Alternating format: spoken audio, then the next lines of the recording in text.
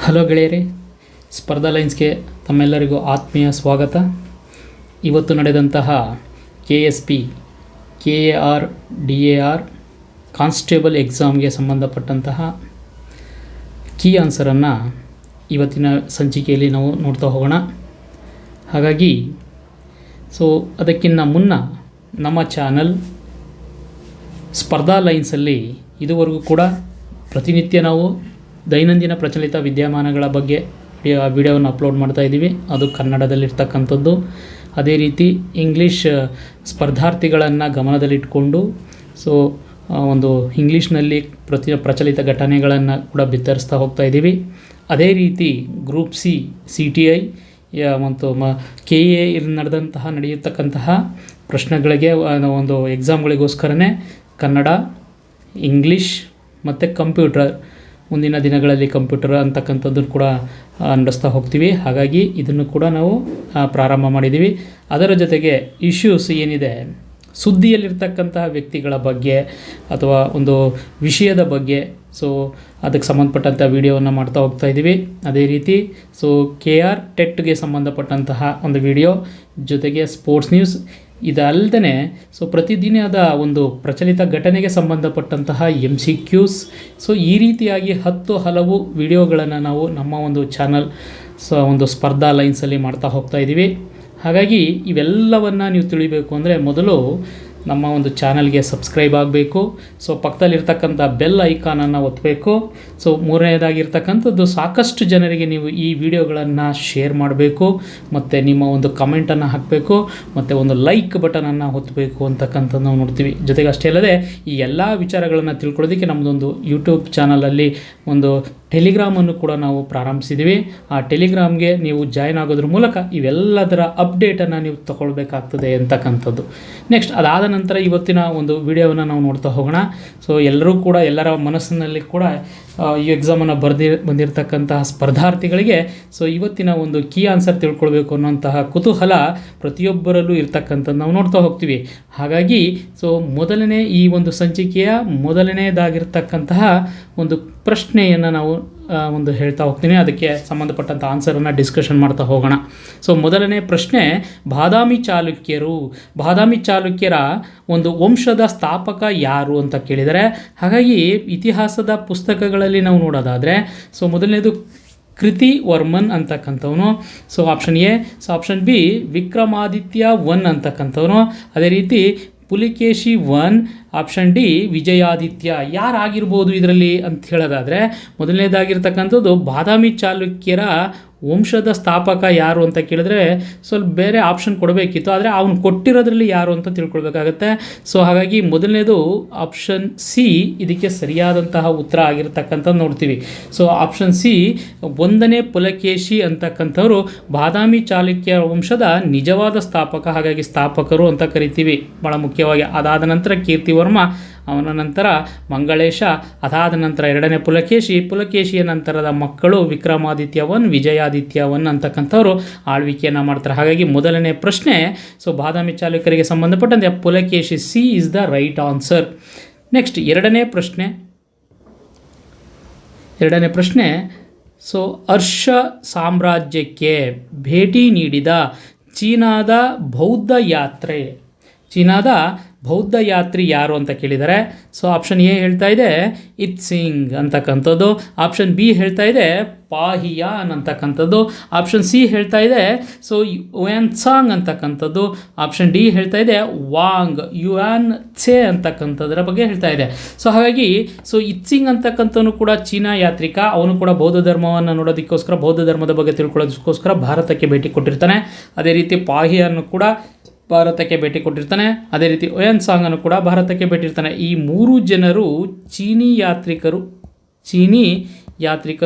ಹಾಗಾಗಿ ಭಾರತಕ್ಕೆ ಬಂದ ಮೊದಲ ಚೀನಿ ಯಾತ್ರಿಕ ಯಾರು ಅಂತ ಹೇಳಿದರೆ ಪಾಹಿಯಾನ್ ಆಗಿರ್ತಾನೆ. ಅವನನ್ನು ಅನುಸರಿಸಿ ಯುಯಾನ್ಸಾಂಗ್ ಅಂತಕ್ಕಂಥವ್ನು ಬರ್ತಾನೆ. ಅವನ ಅನುಸರಿಸಿ ಇತ್ಸಿಂಗ್ ಅಂತಕ್ಕಂಥವ್ನು ಬರ್ತಾನೆ. ಹಾಗಾಗಿ ಇದಕ್ಕೆ ಸರಿಯಾದ ಉತ್ತರ ಈ ಒಂದು ಯುಯಾನ್ಸಾಂಗ್ ಅಂತಕ್ಕಂಥವನು ಹರ್ಷವರ್ಧನನ ಆಸ್ಥಾನಕ್ಕೆ ಭೇಟಿ ನೀಡಿರ್ತಕ್ಕಂಥ ಚೀನಿ ಯಾತ್ರಿಕ. ಅವನನ್ನು ನಾವು ಪ್ರವಾಸಿಗರ ರಾಜ ಅಂತ ಕರಿತೀವಿ ಅಥವಾ ಯಾತ್ರಿಕರ ರಾಜ ಅಂತ ಕರಿತೀವಿ. ಹಾಗಾಗಿ ಈ ಎರಡನೇ ಪ್ರಶ್ನೆಗೆ ಸರಿಯಾದ ಉತ್ತರ ಯುಯಾನ್ಸಾಂಗ್ ಅಂತಕ್ಕಂಥ ಅಂತಕ್ಕಂಥದ್ದು ನಾವು ನೋಡ್ತಾ ಹೋಗ್ತೀವಿ. ನೆಕ್ಸ್ಟ್ ಅದೇ ರೀತಿಯಾಗಿ ಮೂರನೇ ಪ್ರಶ್ನೆ ಇದು ಕೂಡ ಕರ್ನಾಟಕ ಕ್ಕೆ ಸಂಬಂಧಪಟ್ಟಂತಹ ಒಂದು ಪ್ರಶ್ನೆ, ಜೊತೆಗೆ ಯೋಜನೆಗೆ ಸಂಬಂಧಪಟ್ಟ ಪ್ರಶ್ನೆ. ಸೊ ಕ್ಷೀರಭಾಗ್ಯ ಯೋಜನೆಯನ್ನು ಯಾವ ರಾಜ್ಯದಲ್ಲಿ ಅಳವಡಿಸಲಾಗಿದೆ ಅಥವಾ ಜಾರಿಗೊಳಿಸಲಾಗಿದೆ? So option A Gujarat, option B Karnataka, option C Odisha, ಹಾಗಾಗಿ ಪಶ್ಚಿಮ ಬಂಗಾಳ. ಸೊ ಭಾಳ ಮುಖ್ಯವಾಗಿ ಇರ್ತಕ್ಕಂಥದ್ದು, ಇದಕ್ಕೆ ಸರಿಯಾದಂಥ ಉತ್ತರ ಹೇಳೋದಾದರೆ ಸೊ ಇದು ಕರ್ನಾಟಕ ರಾಜ್ಯದ ಅತ್ಯಂತ ಪ್ರಸಿದ್ಧವಾದಂತಹ ಯೋಜನೆ ಅಂದರೆ ಅದು ಕ್ಷೀರಭಾಗ್ಯ ಯೋಜನೆ ಅಂತಕ್ಕಂಥದ್ದು. ಸೊ ನೆಕ್ಸ್ಟ್ ಅದಾದ ನಂತರ ನಮ್ಮ 4ನೇ ಪ್ರಶ್ನೆಯನ್ನು ನೋಡೋದಾದರೆ ಹರಪ್ಪದಲ್ಲಿ ಕಂಡುಬಂದ ಉಗ್ರಾಣಗಳು ಅಥವಾ ಕಣಜಗಳು ಎಷ್ಟು ಅಂತ ಕೇಳಿದ್ದಾರೆ. ಸೊ ಆಪ್ಷನ್ ಎ ಹೇಳುತ್ತೆ 2, option B 4, option C 6, option D 8 ಅಂತಕ್ಕಂಥದ್ದು. 2 ರೋಗಳು ಕಂಡು ಬರ್ತವೆ ಹರಪ್ಪದಲ್ಲಿ. ಆ 2 ರೋಗಳಲ್ಲಿ ಸೊ ಈ ಒಂದು ಉಗ್ರಾಣಗಳು ಕಂಡು ಬರ್ತದೆ. ಆ ಉಗ್ರಾಣಗಳ ಸಂಖ್ಯೆ ಒಟ್ಟು 6 ಇರ್ತಕ್ಕಂಥದ್ದು ನಾವು ನೋಡ್ತೀವಿ. ಹಾಗಾಗಿ ಸೊ ಅತಿ ಹೆಚ್ಚು ಉಗ್ರಾಣಗಳು ಕಂಡು ಬರ್ತಕ್ಕಂಥದ್ದು ಎಲ್ಲಿ ಅಂತ ಹೇಳಿದ್ರೆ ಸೊ ಹರಪ್ಪದಲ್ಲಿ. ಅತಿ ದೊಡ್ಡ ಉಗ್ರಾಣ ಎಲ್ಲಿ ಕಂಡು ಬರ್ತದೆ ಅಂದರೆ ಅದು ಮೊಹೆಂಜೊದಾರೊದಲ್ಲಿ. ಸೊ ನಾವು ಕೇಳಿರ್ತಕ್ಕಂಥ ಪ್ರಶ್ನೆ ಹರಪ್ಪದಲ್ಲಿ ಕಂಡು ಬಂದ ಉಗ್ರಾಣಗಳು ಅಥವಾ ಕಣಜಗಳ ಸಂಖ್ಯೆ ಎಷ್ಟು ಅಂತ ಕೇಳಿದರೆ ಅದಕ್ಕೆ ಆನ್ಸರ್ ಸಿ ಆಗಿರ್ತಕ್ಕಂಥದ್ದು ನಾವು ನೋಡ್ತಾ ಹೋಗ್ತೀವಿ. ಸೊ ಇದು ನಮ್ಮ 4ನೇ ಒಂದು ಪ್ರಶ್ನೆಗೆ ಇರ್ತಕ್ಕಂಥ ಉತ್ತರ. ನೆಕ್ಸ್ಟ್ ಅದಾದ ನಂತರ 5ನೇ ಪ್ರಶ್ನೆ, ಇತ್ತೀಚೆಗೆ ನಿಧನರಾದ ಭೂಪೇಂದ್ರ ಸಿಂಗ್ ಈ ಕೆಳಗಿನ ಯಾವ ಕ್ಷೇತ್ರದ ಪ್ರಖ್ಯಾತ ವ್ಯಕ್ತಿಯಾಗಿದ್ದಾರೆ?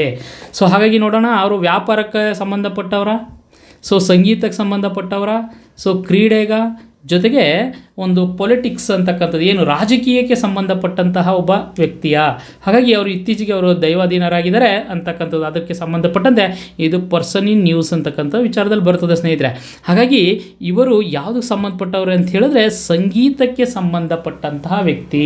ಸೊ ಹಾಗಾಗಿ option B is the right answer. Very very important. Next ಅದೇ ರೀತಿಯಾಗಿ 6ನೇ ಪ್ರಶ್ನೆಯನ್ನು ನಾವು ನೋಡ್ತಾ ಹೋಗೋಣ. ಪಾಲೈ ಒಂಟಾಲಾಜಿ ಅಂತಕ್ಕಂಥದ್ದು, ಪಾಲೈ ಒಂಟಾಲಾಜಿ ಅಂತಕ್ಕಂಥದ್ದು ಡ್ಯಾಸ್ಗೆ ಸಂಬಂಧಿಸಿದೆ. ಅದು ಸಸ್ಯಗಳನ್ನು ಕುರಿತು ಅಧ್ಯಯನ ಮಾಡ್ತದ, ಆಪ್ಷನ್ ಎ. ಅದೇ ರೀತಿ ಆಪ್ಷನ್ ಬಿ ಪ್ರಾಣಿಗಳನ್ನು ಕುರಿತು ಅಧ್ಯಯನವನ್ನು ಮಾಡ್ತದ. ಅದೇ ರೀತಿ ಆಪ್ಷನ್ ಸಿ ಅಂತಕ್ಕಂಥದ್ದು ಪಳಿಯುಳಿಕೆಗಳನ್ನು ಕುರಿತು ಅಧ್ಯಯನವನ್ನು ಮಾಡ್ತದ, ಭಾಳ ಮುಖ್ಯವಾಗಿರ್ತಕ್ಕಂಥದ್ದು. ಅದೇ ರೀತಿ ಅಣುಜೀವಿಗಳನ್ನು ಕುರಿತು ಅದು ಅಧ್ಯಯನ ಮಾಡ್ತದ ಅಂತಕ್ಕಂಥದ್ದು ನಾವು ನೋಡಬೇಕಾಗುತ್ತೆ. ಹಾಗಾಗಿ ಈ 4 ಆಪ್ಷನ್ಗಳಲ್ಲಿ ಇದಕ್ಕೆ ಸರಿಯಾದ ಉತ್ತರ ಯಾವುದು ಅಂತ ಹೇಳಿದ್ರೆ ಸೊ ಪಳಿಯುಳಿಕೆಗಳು, ಸೊ ಫಾಸಿಲ್ಸನ್ನು ಕುರಿತು ಸೊ ಈ ಒಂದು ಪಾಲೈ ಒಂಟಾಲಜಿ ಅಂತಕ್ಕಂತಹ ಒಂದು ಇದು ಅಧ್ಯಯನಕ್ಕೆ ಒಳಪಡ್ತಕ್ಕಂಥದ್ದು ನಾವು ನೋಡ್ತಾ ಹೋಗ್ತೀವಿ. ಸೊ ಭಾಳ ಮುಖ್ಯವಾಗಿರ್ತಕ್ಕಂಥ. ನೆಕ್ಸ್ಟ್ ಅದೇ ರೀತಿ ನಮ್ಮ 7ನೇ ಪ್ರಶ್ನೆಯನ್ನು ನಾವು ನೋಡಬೇಕಾಗುತ್ತೆ. ಸೊ 7ನೇ ಪ್ರಶ್ನೆ ಭಾಳ ಮುಖ್ಯವಾಗಿರ್ತಕ್ಕಂಥ ಪ್ರಶ್ನೆ. ಸೊ GSM ಇದರ ಪೂರ್ಣ ರೂಪ ಏನು? What is the full form of GSM ಅಂತ ಕೇಳಿದ್ದಾನೆ. ಸೊ ಅದು ಹೇಳುತ್ತೆ ಜಿಯೋಗ್ರಫಿಕ್ ಸಿಸ್ಟಮ್ ಫಾರ್ ಮೊಬೈಲ್, ಅದೇ ರೀತಿ ಗ್ರೇಟ್ ಸಿಸ್ಟಮ್ ಆಫ್ ಮೊಬೈಲ್, ಅದೇ ರೀತಿ ಜಿಯೋಗ್ರಾಫಿಕ್ ಸ್ಪೆಷಲ್ ಮೊಬೈಲ್, ಅದೇ ರೀತಿ ಗ್ಲೋಬಲ್ ಸಿಸ್ಟಮ್ ಫಾರ್ ಮೊಬೈಲ್. ಭಾಳ ಮುಖ್ಯವಾಗಿರ್ತಕ್ಕಂಥದ್ದು. ಈ 4 ಆಪ್ಷನಲ್ಲಿ ಯಾವುದು ಅದಕ್ಕೆ ಸರಿಯಾದ ಉತ್ತರ ಅಂತ ಹೇಳಿದ್ರೆ ಸೊ GSM ಎಂತಕ್ಕಂತಹ ಇದರ ಪರಿಪೂರ್ಣವಾದಂತಹ ರೂಪ ಯಾವುದು ಅಂದರೆ ಗ್ಲೋಬಲ್ ಸಿಸ್ಟಮ್ ಫಾರ್ ಮೊಬೈಲ್ ಅಂತಕ್ಕಂಥದ್ದು. ಸೊ ಹಾಗಾಗಿ ಭಾಳ ಮುಖ್ಯವಾಗುತ್ತೆ. 7ನೇ ಪ್ರಶ್ನೆಗೆ option D is the right answer. Next 8ನೇ ಪ್ರಶ್ನೆಯನ್ನು ನಾವು ನೋಡ್ತಾ ಹೋಗೋಣ. 8ನೇ ಪ್ರಶ್ನೆಯಲ್ಲಿ ಸೊ ದಿ EVN ಚಾಂಪಿಯನ್ಶಿಪ್ ಯಾವ ಕ್ರೀಡೆಯ ವೃತ್ತಿಪರ ಪಂದ್ಯಾವಳಿಯಾಗಿದೆ ಅಂತಕ್ಕಂಥದ್ದು. ಸೊ ಅದು ಪೋಲೋ ಆಟಕ್ಕೆ ಸಂಬಂಧಪಟ್ಟಂಥದ್ದ, ಗಾಲ್ಫ್ ಆಟಕ್ಕೆ ಸಂಬಂಧಪಟ್ಟಂಥದ್ದ, ಸೊ ಅದೇ ರೀತಿ ಟೆನ್ನಿಸ್ ಆಟಕ್ಕೆ ಸಂಬಂಧಪಟ್ಟಂಥದ್ದ, ಸೊ ಅದೇ ರೀತಿ ಸೊ ಬ್ಯಾಡ್ಮಿಂಟನ್ ಅಂತಕ್ಕಂಥ ಆಟಕ್ಕೆ ಸಂಬಂಧಪಟ್ಟಿರ್ತಕ್ಕಂತಹ ಒಂದು ಕಪ್ಪಾಗಿರ್ಬೋದಾ ಅಂತಕ್ಕಂಥದ್ದು. ಹಾಗಾಗಿ ದಿ EVN ಚಾಂಪಿಯನ್ಶಿಪ್ ಅಂತಕ್ಕಂತಹ ಒಂದು ಕ್ರೀಡಾ ಪಂದ್ಯಾವಳಿ ಗಾಲ್ಫ್ ಚೆಂಡಿನ ಆಟಕ್ಕೆ ಸಂಬಂಧಪಟ್ಟಂತೆ ಅದು ಕಂಡುಬರ್ತಕ್ಕಂಥದ್ದು ನಾವು ನೋಡ್ತೀವಿ. ಹಾಗಾಗಿ option B is the right answer. 8th ಒಂದು ಕ್ವಶನ್ಗೆ ಸೊ ಬಿ ಸರಿಯಾದ ಉತ್ತರ ಆಗಿರ್ತಕ್ಕಂಥದ್ದು ನಾವು ನೋಡ್ತಾ ಹೋಗ್ತೀವಿ. ವೆರಿ ವೆರಿ ಇಂಪಾರ್ಟೆಂಟ್ ಆಗಿರ್ತಕ್ಕಂಥ. ನೆಕ್ಸ್ಟ್ ಅದೇ ರೀತಿಯಾಗಿ ನಾವು ನೋಡೋದಾದರೆ 9ನೇ ಪ್ರಶ್ನೆಯನ್ನು ನಾವು ನೋಡೋದಾದರೆ ಸೊ ಕೆಳಗಿನವುಗಳಲ್ಲಿ ಯಾವ ಜೋಡಿಯನ್ನು ಸರಿಯಾಗಿ ಮ್ಯಾಪ್ ಮಾಡಲಾಗುತ್ತದೆ ಅಥವಾ ನಕ್ಷೆ ಮಾಡಲಾಗುತ್ತದೆ? Very very important. So Harappan ನಾಗರಿಕತೆ, ಸೊ ಈ ಹರಪ್ಪನ್ ನಾಗರಿಕತೆ ಕಂಚಿನ ಯುಗಕ್ಕೆ ಸೇರಿದ ನಾಗರಿಕತೆ ಅಂತಕ್ಕಂಥದ್ದು ಕರಿತೀವಿ. ಅದೇ ರೀತಿ ಈ ಬೂದು ಬಣ್ಣದ ಚಿತ್ರಗಳು, ಸೊ ಈ ಬೂದು ಬಣ್ಣದ ಚಿತ್ರಗಳನ್ನು ನೋಡೋದಾದರೆ ಸೊ ಅದು ಬೂದು ಬಣ್ಣದ ಚಿತ್ರಗಳ ಸಂಬಂಧಪಟ್ಟಂಥದ್ದು ಹರಪ್ಪ ನಾಗರಿಕತೆ ಅಂತ ಕೊಟ್ಟಿದ್ದಾರೆ. ಸೊ ಅದು ಸರಿನಾ ಅಂತಕ್ಕಂಥದ್ದು. ಅದೇ ರೀತಿ ಕುಶಾಣರು ಗಾಂಧಾರ ಕಲೆಯ ಶಾಲೆಯನ್ನು ಪ್ರಾರಂಭಿಸಿದವರು. ಅದೇ ರೀತಿ ಮೊಘಲರು ಅಜಂತಾ ವರ್ಣಚಿತ್ರಕಲೆಯನ್ನು ಪ್ರಾರಂಭಿಸಿದವರು. ಅದೇ ರೀತಿ ಮರಾಠರು ಪಹರಿ ವರ್ಣಚಿತ್ರದ ಕಲೆಯನ್ನು ಪ್ರಾರಂಭಿಸಿದವರು ಅಂತಕ್ಕಂಥದ್ದು. ಹಾಗಾಗಿ ಈ ಜೋಡಿಗಳಲ್ಲಿ ಸರಿಯಾದ ಜೋಡಿ ಯಾವುದು ಅಂತ ಕೇಳಿದ್ದಾನೆ. ಹಾಗಾಗಿ ಬೂದು ಬಣ್ಣದ ಚಿತ್ರಗಳು ಅಂತ ಹೇಳೋದಾದರೆ PGW ಅಂತ ಕರಿತೀವಿ. ಇದನ್ನು ನಾವು ಒಂದು ಲೇಟರ್ ವೇದಿಕ್ ಪೀರಿಯಡ್ ಸೇರಿರ್ತಕ್ಕಂತಹ ಒಂದು ಯುಗ ಯಾವುದು ಅಂದರೆ ಅದನ್ನು ಪೇಂಟೆಡ್ ಗ್ರೇ ವೇರ್ ಅಂತಕ್ಕಂಥ ಹೆಸರಿಂದ ಕರಿತೀವಿ. ಅದೇ ರೀತಿ ಕುಶಾಣರ ಕಾಲದಲ್ಲಿ ಗಾಂಧಾರ ಕಲೆಯ ಒಂದು ಶಾಲೆ ಪ್ರಾರಂಭ ಆಗುತ್ತೆ. ಸೊ ಇದು ಸರಿಯಾಗಿರ್ತಕ್ಕಂಥದ್ದು. ಅದೇ ರೀತಿ ಮೊಘಲರ ಕಾಲದಲ್ಲೂ ಕೂಡ ಈ ಅಜಂತಾ ವರ್ಣಚಿತ್ರಗಳು ಆರಂಭ ಆಗುತ್ತೆ ಅಂತ ಕೊಟ್ಟಿದ್ದಾನೆ. ಆದರೆ ಅಜಂತಾ ವರ್ಣಚಿತ್ರಗಳು ಅವರ ಕಾಲದಲ್ಲಿ ಆಗೋದಿಲ್ಲ. ಸೊ ಮರಾಠರು ಕೂಡ ಪಹರಿ ವರ್ಣಚಿತ್ರಕಲೆಯ ಶಾಲೆಯ ಒಂದು ಚಿತ್ರಶಾಲೆ ಕೂಡ ಅವರ ಕಾಲದಲ್ಲಿ ಆಗೋದಿಲ್ಲ. ಹಾಗಾಗಿ ಇಲ್ಲಿ ಇದರಲ್ಲಿ ಸರಿಯಾದ ಉತ್ತರ ಯಾವುದು ಅಂದರೆ ಕುಶಾಣರು ಗಾಂಧಾರ ಕಲೆಯ ಶಾಲೆಗಳ ಬಗ್ಗೆ ಸೊ ಒಂದು ಇದನ್ನು ಓಡಿಸಿರ್ತಕ್ಕಂಥ ಕಲೆಯನ್ನು ಓಡಿಸಿರ್ತಕ್ಕಂಥದ್ದು ನೋಡ್ತೀವಿ. ಹಾಗಾಗಿ option B is the right answer. 9ನೇ ಪ್ರಶ್ನೆಗೆ ಸೊ ಸರಿಯಾದ ಉತ್ತರ ಬಿ ಆಗಿರ್ತಕ್ಕಂಥದ್ದನ್ನು ನಾವು ನೋಡ್ತಾ ಹೋಗ್ತೀವಿ. ನೆಕ್ಸ್ಟ್ 10ನೇ ಪ್ರಶ್ನೆಯನ್ನು ನಾವು ನೋಡಬೇಕಾಗುತ್ತೆ.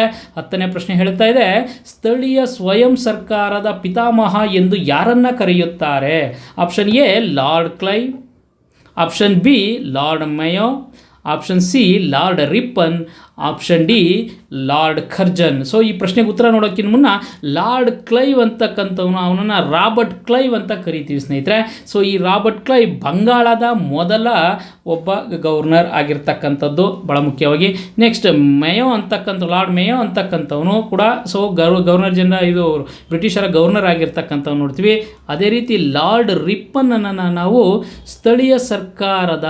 ಸ್ಥಳೀಯ ಸ್ವಯಂ ಸರ್ಕಾರದ ಪಿತಾಮಹ ಅಂತ ಕರಿತೀವಿ. The father of local self government ಅಂಥೇಳಿ ಲಾರ್ಡ್ ರಿಪ್ಪನನ್ನು ಕರಿತಾ ಹೋಗ್ತೀವಿ ಭಾಳ ಮುಖ್ಯವಾಗಿ. ಸೊ ಹಾಗಾಗಿ ಈ 10ನೇ ಪ್ರಶ್ನೆಗೆ option 3 is the right answer. C is the right answer. ಹಾಗಾಗಿ ಆಪ್ಷನ್ ಡಿ ಹೇಳುತ್ತೆ, ಏನು ನೋಡೋಣ, ಆಪ್ಷನ್ ಡಿಗೆ lord Curzon. So lord Curzon so ಒಂದು ಬಂಗಾಳದ ವಿಭಜನೆಯನ್ನು ಮಾಡಿದಂಥವನು.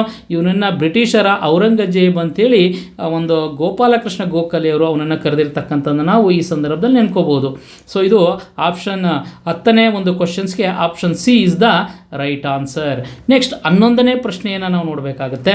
ಸೊ 11ನೇ ಪ್ರಶ್ನೆ ಬಹಳ ಇಂಟ್ರೆಸ್ಟ್ ಆಗಿರ್ತಕ್ಕಂತಹ ಪ್ರಶ್ನೆ, ತುಂಬ ಸಲ ಎಕ್ಸಾಮ್ ಬಂದಿರತಕ್ಕಂಥದ್ದು. ಸೊ ಅರೇಂಜನ್ನು ಮಾಡಿ ಅಂತ ಕೇಳಿದಾನೆ. ಕ್ರೊನಾಲಜಿಕಲ್ ಆರ್ಡರ್, ಕಾಲಾನುಕ್ರಮದಲ್ಲಿ ವ್ಯವಸ್ಥೆ ಮಾಡಿ ಅಂತ ಕೇಳಿರ್ತಕ್ಕಂಥದ್ದು. ಮೊದಲನೇದು ಭಾರತದ ದಂಡ ಸಂಹಿತೆ, ಇಂಡಿಯನ್ ಪಿನಲ್ ಕೋಡ್ ಅಂತಕ್ಕಂಥದ್ದು. ಅದೇ ರೀತಿ ಈಸ್ಟ್ ಇಂಡಿಯಾ ಅಸೋಸಿಯೇಷನ್. ಸೊ ಅದೇ ರೀತಿಯಾಗಿ ವರ್ನಾಕ್ಯುಲರ್ ಪ್ರೆಸ್ ಆ್ಯಕ್ಟ್, ಅದನ್ನು ದೇಶೀಯ ಪತ್ರಿಕಾ ಕಾಯ್ದೆ ಅಂತ ಕರಿತೀವಿ. ನೆಕ್ಸ್ಟ್ 4ನೇ ಆಪ್ಷನಲ್ಲಿ ಇಲ್ಬರ್ಟ್ ಬಿಲ್ ಅಂತಕ್ಕಂಥದ್ದು. ಹಾಗಾಗಿ ಇವುಗಳನ್ನು ನೀವು ಅರೇಂಜ್ ಮಾಡಬೇಕು ಅಂದರೆ ಮೊದಲನೇದಾಗಿ ಇವುಗಳು ಯಾವಾಗ ಜಾರಿಗೆ ಬಂದಿದೆ ಅನ್ನತಕ್ಕಂಥ ಇಸ್ವಿಯನ್ನು ನೀವು ತಿಳ್ಕೊಂಡಿರಬೇಕಾಗತ್ತೆ. ಹಾಗಾಗಿ ಸೊ ಇಂಡಿಯನ್ ಪಿನಲ್ ಕೋಡ್ ಅಂತಕ್ಕಂಥದ್ದು 1860ರಲ್ಲಿ ರಚನೆ ಆಗಿರ್ತಕ್ಕಂಥದ್ದು. ಅದೇ ರೀತಿಯಾಗಿ ಈಸ್ಟ್ ಇಂಡಿಯಾ ಅಸೋಸಿಯೇಷನ್ ಅನ್ನತಕ್ಕಂಥದ್ದನ್ನ ದಾದಾಬಾಯ್ ನವರೋಜಿ 1866 ಲಂಡನ್ನಲ್ಲಿ ಈ ಒಂದು ಸಂಘವನ್ನು ಸ್ಥಾಪನೆ ಮಾಡ್ತಾರೆ. ಅದೇ ರೀತಿಯಾಗಿ ವರ್ನಾಕ್ಯುಲರ್ ಪ್ರೆಸ್ ಆ್ಯಕ್ಟ್ ಹಿಂದೆ ನೋಡಿದ್ದು 1878ರಲ್ಲಿ ಸೊ ಈ ದೇಶೀಯ ಪತ್ರಿಕಾ ಕಾಯ್ದೆಯನ್ನು ಜಾರಿಗೆ ತಂದಿರತಕ್ಕಂಥದ್ದು ನಾವು ನೋಡ್ತೀವಿ. ಅದೇ ರೀತಿ ಇಲ್ಬರ್ಟ್ ಬಿಲ್ ಅಂತಕ್ಕಂಥದ್ದು 1883ರಲ್ಲಿ ಸೊ ಇದನ್ನು ರಚನೆ ಮಾಡ್ತಾರೆ. ಹಾಗಾಗಿ ಈ ಇಸ್ವಿಯನ್ನು ಆಧರಿಸಿ ನಾವು ನೋಡೋದಾದರೆ 11ನೇ ಪ್ರಶ್ನೆಗೆ ಸರಿಯಾದ ಉತ್ತರವನ್ನು ನಾವು ನೋಡಬೇಕಾಗುತ್ತೆ. ಸೊ 1860 ಮತ್ತು 1866, 1878 ಮತ್ತು 1883. ಹಾಗಾಗಿ ಇದು ಸರಿಯಾಗಿದೆ. ಆಪ್ಷನ್ ಎ 1, 2, 3, 4 ಅಂತಕ್ಕಂಥದ್ದು. ಉಳಿದಂಥ ಆಪ್ಷನ್ಸ್ಗಳು ವೀಕ್ ಆಗಿರ್ತಕ್ಕಂಥವು. ಹಾಗಾಗಿ ಇನ್ನುಳಿದಂತಹ ಆಪ್ಷನ್ ಎ, ಬಿ ಮತ್ತು ಸಿ ಮತ್ತು ಡಿ ಸೊ ಸರಿಯಾಗಿಲ್ಲ. ಹಾಗಾಗಿ ಇದಕ್ಕೆ ಸರಿಯಾದ ಉತ್ತರ ಯಾವುದು ಅಂದರೆ A is the right answer. Very very important ಸ್ನೇಹಿತರೆ. ನೆಕ್ಸ್ಟ್ ಅದೇ ರೀತಿಯಾಗಿ 12ನೇ ಪ್ರಶ್ನೆಯನ್ನು ನಾವು ನೋಡ್ತಾ ಹೋಗೋಣ. 12ನೇ ಪ್ರಶ್ನೆ ಕೂಡ ಭಾಳ ನ್ಯೂಸಲ್ಲಿ ಇರ್ತಕ್ಕಂಥದ್ದು. ಜಸ್ಟಿನ್ ಟ್ರೂಡೋ ಯಾವ ದೇಶದ ಪ್ರಧಾನಮಂತ್ರಿ ಅಂತ ಕೇಳಿದ್ದಾರೆ. ಜಸ್ಟಿನ್ ಟ್ರೂಡೋ ಯಾವ ದೇಶದ ಪ್ರಧಾನಮಂತ್ರಿ ಅಂತಕ್ಕಂಥ ವಿಚಾರವನ್ನು ಇಲ್ಲಿ ಚರ್ಚೆ ಮಾಡಿರ್ತಕ್ಕಂಥದ್ದನ್ನು ನಾವು ನೋಡ್ತಾ ಹೋಗ್ತೀವಿ. Very very important. ಹಾಗಾಗಿ ನೆದರ್ಲ್ಯಾಂಡ್ ದೇಶದ ಪ್ರಧಾನಮಂತ್ರಿಯ, ಕೆನಡಾ ದೇಶದ ಪ್ರಧಾನಮಂತ್ರಿಯ, ಆಸ್ಟ್ರೇಲಿಯಾ ದೇಶದ ಪ್ರಧಾನಮಂತ್ರಿಯ, ಅದೇ ರೀತಿ ಫಿನ್ಲ್ಯಾಂಡ್ ದೇಶದ ಪ್ರಧಾನಮಂತ್ರಿಯ ಅಂತಕ್ಕಂಥದ್ದು. ಸೊ ನೋಡೋದಾದರೆ ನೆದರ್ಲ್ಯಾಂಡ್ ದೇಶದ ಪ್ರಧಾನಮಂತ್ರಿಯನ್ನು ನಾವು ಮಾರ್ಕ್ ರೊಟ್ಯೋ ಅಂತಕ್ಕಂಥವರು ಅದರ ಪ್ರಧಾನಮಂತ್ರಿ ಆಗಿರ್ತಾರೆ. ಹಾಗಾಗಿ ನೆದರ್ಲ್ಯಾಂಡ್ ಆಗಿರೋಕ್ಕೆ ಸಾಧ್ಯ ಇಲ್ಲ. ನೆಕ್ಸ್ಟ್ ಎರಡನೇದಾಗಿರ್ತಕ್ಕಂಥದ್ದು ಜಸ್ಟಿನ್ ಟ್ರೂಡೋ ಅಂತಕ್ಕಂಥವರು ಕೆನಡಾ ದೇಶದ ಪ್ರಧಾನಮಂತ್ರಿ ಆಗಿರ್ತಕ್ಕಂಥದ್ದು ನೋಡ್ತೀವಿ. ಸೊ ಅದೇ ರೀತಿ ಆಸ್ಟ್ರೇಲಿಯಾ ದೇಶದ ಪ್ರಧಾನಮಂತ್ರಿ ಆಂಥೋನಿ ಅಲ್ಬನೀಸ್ ಅಂತಕ್ಕಂಥವರು ಇದಕ್ಕೆ ಒಂದರ ಪ್ರಧಾನಿಯಾಗಿರ್ತಕ್ಕಂಥದ್ದು ನೋಡ್ತೀವಿ. ಅದೇ ರೀತಿ ಫಿನ್ಲ್ಯಾಂಡ್ ದೇಶದ ಪೆಟ್ಟರಿ ವರ್ಪೋ ಅಂತಕ್ಕಂಥವ್ರು ಈ ಫಿನ್ಲ್ಯಾಂಡ್ ದೇಶದ ಪ್ರಧಾನಮಂತ್ರಿ ಆಗಿದ್ದಾರೆ. ಹಾಗಾಗಿ ಇದಕ್ಕೆ ಸರಿಯಾದ ಉತ್ತರ ಈ ಪ್ರಶ್ನೆಗೆ option B, Canada is the right answer. Very very important. Next ಮತ್ತೊಂದು ಪ್ರಶ್ನೆ, 13ನೇ ಪ್ರಶ್ನೆ. ಸೊ 13ನೇ ಪ್ರಶ್ನೆ, ಕಬ್ಬಿನ ಸಿಪ್ಪೆ ತಿರುಳು ಈ ಕೆಳಗಿನ ಉತ್ಪನ್ನವನ್ನು ತಯಾರಿಸಲು ಮುಖ್ಯ ಕಚ್ಚಾ ವಸ್ತು ಆಗಿದೆ. ಭಾಳ ಮುಖ್ಯವಾಗಿರ್ತಕ್ಕಂಥದ್ದು. So option A ethanol, option B ಕಾಗದ, ಆಪ್ಷನ್ ಸಿ ಸಕ್ಕರೆ, ಆಪ್ಷನ್ ಡಿ ಬೆಲ್ಲ ಅಂತಕ್ಕಂಥದ್ದು ನಾವು ನೋಡಬೇಕಾಗುತ್ತೆ. ಸೊ ಈ 3 ಆಪ್ಷನ್ನ ನೀವು ತಿಳ್ಕೊಳ್ಳೋದಾದರೆ ಇಲ್ಲೇ ಆಪ್ಷನಲ್ಲೇ ನಮಗೆ ಉತ್ತರ ಸಿಗುತ್ತೆ ಸ್ನೇಹಿತರೆ. ಯಾಕೆಂದರೆ ಎಥೆನಾಲನ್ನು ಪ್ರಾರಂಭ ಮಾಡೋದಕ್ಕೆ ನಮಗೆ ಕಬ್ಬಿನ ಸಿಪ್ಪು ಬೇಕಾಗುತ್ತೆ. ಅದೇ ರೀತಿ ಸಕ್ಕರೆಯನ್ನು ಕಬ್ಬಿನಿಂದ ನಾವು ತಯಾರು ಮಾಡ್ತೀವಿ. ಅದೇ ರೀತಿ ಅದೇ ಕಬ್ಬಿನಿಂದ ನಾವು ಬೆಲ್ಲವನ್ನು ಮಾಡ್ತೀವಿ. ಇಲ್ಲೇ ತಿಳ್ಕೊಬೋದು ಈ 3 ಕೂಡ ಅಲ್ಲಿ ಆನ್ಸರ್ ಆಗೋಕ್ಕೆ ಸಾಧ್ಯ ಇಲ್ಲ. ಹಾಗಾಗಿ ಬಹಳ ಸುಲಭವಾಗಿ ನಾವು 13ನೇ ಪ್ರಶ್ನೆಗೆ ಉತ್ತರವನ್ನು ಕಂಡುಹಿಡಿಬೋದು, ಕಾಗದ. So very very important. ಈ ಪ್ರಶ್ನೆಗೆ ಸರಿಯಾದ ಉತ್ತರ ಕಾಗದ ಆಗಿರ್ತಕ್ಕಂಥದ್ದನ್ನು ನಾವು ನೋಡ್ತಾ ಹೋಗ್ತೀವಿ. ಹೀಗೆ ಕ್ವಶನ್ಸಲ್ಲೇ ನಮಗೆ ಆನ್ಸರ್ ಇರ್ತದೆ ಸ್ನೇಹಿತರೆ. ಸ್ವಲ್ಪ ಸ್ಮಾರ್ಟಾಗಿ ನಾವು ಯೋಚನೆ ಮಾಡಬೇಕಾಗುತ್ತೆ. ನೆಕ್ಸ್ಟ್ ಅದಾದ ನಂತರ ಮುಖ್ಯವಾಗಿರ್ತಕ್ಕಂಥದ್ದು ಮತ್ತೊಂದು ಅಂಶವನ್ನು ನಾವು ನೋಡಬೇಕಾಗುತ್ತೆ. ಮತ್ತೊಂದು ಪ್ರಶ್ನೆ, ಕೆಳಗಿನವುಗಳಲ್ಲಿ ಯಾವುದು ಪ್ರಮುಖ ಬಂದರು ಅಲ್ಲ? ಸೊ ತುಂಬ ಭಾಳ ಮುಖ್ಯವಾದಂತಹ ಒಂದು ಟಾಪಿಕ್ ನೋಡ್ತಾ ಹೋಗೋಣ. ಮೊದಲನೇದು ಕಾಂಡ್ಲಾನ ಅಂತಕ್ಕಂಥದ್ದು, ಎರಡನೆಯದು ಪಾರಾದೀಪನ ಅಂತಕ್ಕಂಥದ್ದು, ಮೂರನೇದು ಮಲ್ಪೆನ ಅಂತಕ್ಕಂಥದ್ದು, ನಾಲ್ಕನೇದು ಟುಟಿಕೋರನ್ನ ಅಂತಕ್ಕಂಥದ್ದು ನಾವು ನೋಡಬೇಕಾಗುತ್ತೆ ಭಾಳ ಮುಖ್ಯವಾಗಿ. ಹಾಗಾಗಿ ಈ ಕಾಂಡ್ಲಾ ಬಂದರು ಗುಜರಾತಿನ ಒಂದು ಪ್ರಮುಖ ಬಂದರು. ಈ ಕಾಂಡ್ಲಾದ ಮೇಲೆ ಕಳೆದ ಎಕ್ಸಾಮ್ಗಳಲ್ಲಿ ಪ್ರಶ್ನೆ ಕೇಳಿದ್ದಾನೆ. ಏಕೆಂದರೆ ಇಲ್ಲಿ ಪೆಟ್ರೋಲಿಯಮನ್ನು ನಾವು ಆಮದು ಮಾಡ್ಕೊಳ್ತೀವಿ, ಬಾಸುಮತಿ ಅಕ್ಕಿಯನ್ನು ನಾವು ಇಲ್ಲಿಂದ ರಫ್ತು ಮಾಡ್ತೀವಿ ಕಾಂಡ್ಲಾ ಬಂದರು. ನೆಕ್ಸ್ಟ್ ಅದೇ ರೀತಿಯಾಗಿ ಪಾರಾದೀಪ ಬಂದರು ಭಾಳ ಮುಖ್ಯವಾಗಿರ್ತಕ್ಕಂಥದ್ದು. ಸೊ ಇದು ಕೂಡ ಮುಖ್ಯವಾದಂತಹ ಸ್ಥಾನವನ್ನು ಪಡ್ಕೊಂಡಿರ್ತಕ್ಕಂಥದ್ದನ್ನು ನಾವು ನೋಡ್ತಾ ಹೋಗ್ತೀವಿ. ಸೊ ಮುಖ್ಯವಾಗಿ ಇದು ಕೂಡ ಎಲ್ಲಿ ಇರ್ತಕ್ಕಂಥದ್ದು ಅಂತ ಹೇಳೋದಾದರೆ ಭಾಳ ಮುಖ್ಯವಾಗಿರ್ತಕ್ಕಂಥದ್ದು ಇದು ಒಂದು ಅದಿರುಗಳ ಒಂದು ರಫ್ತನ್ನು ಮಾಡ್ತಕ್ಕಂತಹ ಒಂದು ಪ್ರದೇಶ. ಸೊ ಅದೇ ರೀತಿಯಾಗಿ ನಮ್ಮ ಕರ್ನಾಟಕದಲ್ಲಿ ಬರ್ತಕ್ಕಂತಹ ಮಲ್ಪೆ ಮೀನುಗಾರಿಕಾ ಬಂದರು.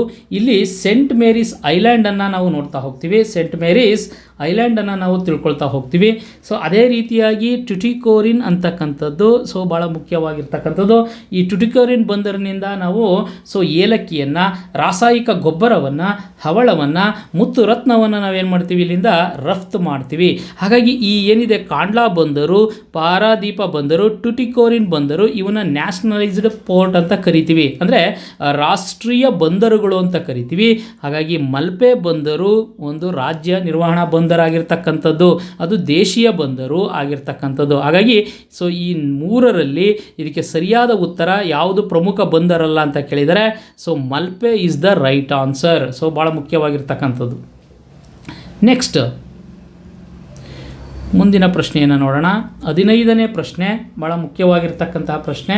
ಸೊ 15ನೇ ಪ್ರಶ್ನೆಯು ಕೂಡ ಒಂದು ಮಹತ್ವದಾದಂತಹ ಒಂದು ಅಂಶಗಳ ಬಗ್ಗೆ ಚರ್ಚೆ ಮಾಡ್ತಕ್ಕಂಥ ನೋಡ್ತೀವಿ. 15ನೇ ಪ್ರಶ್ನೆ ಹೇಳುತ್ತೆ, ಈ ಕೆಳಗಿನ ಯಾವ ತಿದ್ದುಪಡಿಯು ಒಂದೇ ವ್ಯಕ್ತಿಯನ್ನು 2 ಅಥವಾ ಹೆಚ್ಚಿನ ಒಂದು ರಾಜ್ಯಗಳಿಗೆ ರಾಜ್ಯಪಾಲರನ್ನು ನೇಮಕ ಮಾಡೋದಕ್ಕೆ, ರಾಜ್ಯಪಾಲರಾಗಿ ನೇಮಿಸಲು ಅಥವಾ ಅನುಕೂಲ ಮಾಡಿಕೊಟ್ಟಿದೆ? So very very important. ಹಾಗಾಗಿ 15ನೇ ಪ್ರಶ್ನೆ ಭಾಳ ಮುಖ್ಯವಾಗಿರ್ತಕ್ಕಂಥದ್ದು. ಸೊ ಆಪ್ಷನ್ ಹೇಳ್ತಾ ಇದೆ 7ನೇ ತಿದ್ದುಪಡಿ, ಆಪ್ಷನ್ ಬಿ ಹೇಳ್ತಾ ಇದೆ 42ನೇ ತಿದ್ದುಪಡಿ, ಆಪ್ಷನ್ ಸಿ ಹೇಳ್ತಾ ಇದೆ 91ನೇ ತಿದ್ದುಪಡಿ, ಆಪ್ಷನ್ ಡಿ ಹೇಳ್ತಾ ಇದೆ 44ನೇ ತಿದ್ದುಪಡಿ. ಸೊ ಇದಕ್ಕೆ ಸರಿಯಾದ ಉತ್ತರವನ್ನು ನಾನು ಮೊದಲು ಹೇಳಿ ಅನಂತರ ಇನ್ನು ಉಳಿದಂಥವಕ್ಕೆ ಚರ್ಚೆ ಮಾಡ್ತೀನಿ. ಇದಕ್ಕೆ ಸರಿಯಾದ ಉತ್ತರ 7ನೇ ತಿದ್ದುಪಡಿ. ಸೊ ಹಾಗಾಗಿ ಬಿ ಯಲ್ಲಿರ್ತಕ್ಕಂಥ 42ನೇ ತಿದ್ದುಪಡಿ ಕಾಯ್ದೆ ಯಾವುದಕ್ಕೆ ಸಂಬಂಧಪಟ್ಟ ಹಾಗೆ ಹೇಳ್ತದೆ, ಇದನ್ನು ನಾವು ಇಂದಿರಾ ಗಾಂಧಿ ತಿದ್ದುಪಡಿ ಅಂತ ಕರಿತೀವಿ. ಸೊ ಅತಿ ಹೆಚ್ಚು ತಿದ್ದುಪಡಿ ಆಗಿರ್ತಕ್ಕಂಥದ್ದು ಈ ಒಂದು 42ನೇ ತಿದ್ದುಪಡಿ ಕಾಯ್ದೆ. ಇದನ್ನು ನಾವು ಮಿನಿ ಕಾನ್ಸ್ಟಿಟ್ಯೂಷನ್ ಅಂತ ಕರಿತೀವಿ. ಸೊ ಸಂವಿಧಾನದ ಒಂದು ಸಣ್ಣ ಕಾಯ್ದೆ ಅಂತಲೂ ಕೂಡ ಕರಿತಾ ಹೋಗ್ತೀವಿ. ನೆಕ್ಸ್ಟ್ ಅದೇ ರೀತಿಯಾಗಿ 91ನೇ ತಿದ್ದುಪಡಿ ಹೇಳುತ್ತೆ. 91ನೇ ತಿದ್ದುಪಡಿ ಅಂದರೆ ಕೇಂದ್ರ ಮಂತ್ರಿಮಂಡಲದ ಸದಸ್ಯರ ಸಂಖ್ಯೆ, ಮಂತ್ರಿಗಳ ಸಂಖ್ಯೆ 15% ಮೀರುವಂತಿಲ್ಲ ಅಂತಕ್ಕಂಥ ಮಾತನ್ನು 2003ರಲ್ಲಿ ಒಂದು ಅಮೆಂಡ್ಮೆಂಟನ್ನು ತರ್ತದೆ ಕೇಂದ್ರ ಸರ್ಕಾರ. ಸೊ ಅದು 91ನೇ ತಿದ್ದುಪಡಿ ಆಗಿರ್ತಕ್ಕಂಥದ್ದು. ಇನ್ನು 44ನೇ ತಿದ್ದುಪಡಿ 1978ರಲ್ಲಿ ಸೊ 44ನೇ ತಿದ್ದುಪಡಿಯನ್ನು ಮೊರಾರ್ಜಿ ದೇಸಾಯಿ ಸರ್ಕಾರ ಜಾರಿಗೆ ತರುತ್ತೆ. ಸೊ ಈ ಸರ್ಕಾರ ಹೇಳುತ್ತೆ, ಒಂದು ಭಾಳ ಮುಖ್ಯವಾಗಿರ್ತಕ್ಕಂಥದ್ದು ಆಸ್ತಿಯ ಹಕ್ಕಿನ ರದ್ದತಿಯ ಬಗ್ಗೆ ಮಾಹಿತಿ ಕೊಡ್ತದೆ.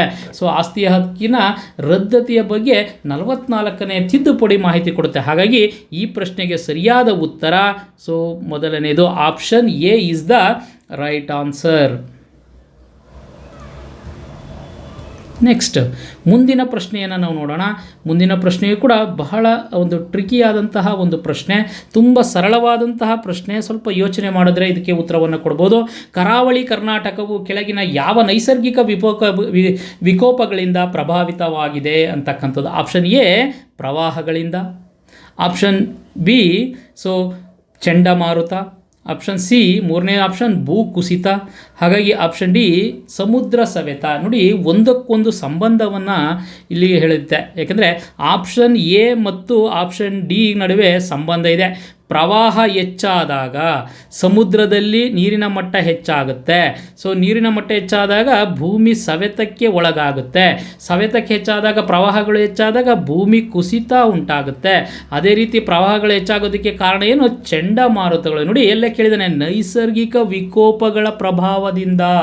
ಎಷ್ಟು ಚೆನ್ನಾಗಿ ಕೇಳಿದಾನೆ. ಹಾಗಾಗಿ ಈ ಒಂದು ಪ್ರವಾಹನೂ ಕೂಡ ಮುಖ್ಯ ಆಗುತ್ತೆ, ಚಂಡಮಾರುತನೂ ಕೂಡ ಮುಖ್ಯ ಆಗುತ್ತೆ, ಸೊ ಭೂಕುಸಿತನೂ ಕೂಡ ಮುಖ್ಯ ಆಗುತ್ತೆ, ಜೊತೆಗೆ ಸಮುದ್ರ ಸವೆತನೂ ಕೂಡ ಮುಖ್ಯ ಆಗುತ್ತೆ. ಹಾಗಾಗಿ ಇದಕ್ಕೆ ಆ ಸರಿಯಾದ ಉತ್ತರ ಯಾವುದು ಅಂದರೆ option D is the right answer. ಈ ಎಲ್ಲ ಕ್ರಿಯೆಗಳಿಂದ ಸೊ ಪ್ರಕೃತಿ ವಿಕೋಪಗಳಿಗೆ ಸೊ ಕರಾವಳಿ ಕರ್ನಾಟಕ ಉಂಟಾಗ್ತಕ್ಕಂಥದ್ದನ್ನು ನಾವು ನೋಡ್ತಾ ಹೋಗ್ತೀವಿ. ವೆರಿ ವೆರಿ ಇಂಪಾರ್ಟೆಂಟ್ ಆಗಿರ್ತಕ್ಕಂಥದ್ದು.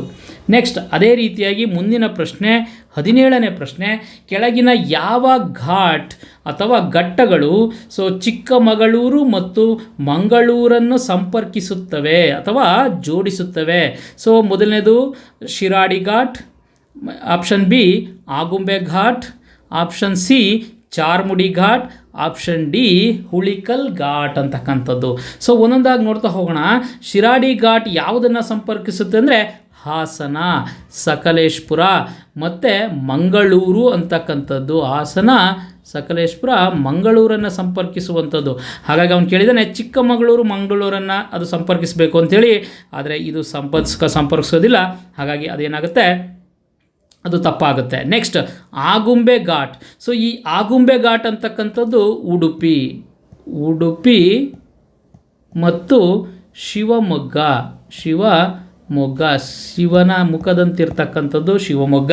ಹಾಗಾಗಿ ಆಗುಂಬೆ ಘಾಟ್ ಕೂಡ ಸೊ ಇದನ್ನು ಸಂಸೋದಿಲ್ಲ. ನೆಕ್ಸ್ಟ್ ಅದಾದ ನಂತರ ಚಾರ್ಮುಡಿ ಘಾಟ್. ಈ ಚಾರ್ಮುಡಿ ಘಾಟ್ ಚಿಕ್ಕಮಗಳೂರು ಮತ್ತು ಮಂಗಳೂರನ್ನು ಸಂಪರ್ಕಿಸುವಂತಹ ಒಂದು ಘಾಟ್. ಹಾಗಾಗಿ ನಮ್ಮ ಈ ಪ್ರಶ್ನೆಗೆ ಸರಿಯಾದ ಉತ್ತರ Charmadi ghat. Option C is the right answer. Next ಮುಂದಿನದಾಗಿ ನಾವು ಮುಂದೆ ಯಾವಾಗಲಾದರೂ ಪ್ರಶ್ನೆ ಕೇಳ್ಬೋದು, ಹುಳಿಕಲ್ ಘಾಟ್ ಅಂತಕ್ಕಂಥದ್ದು. ಇದು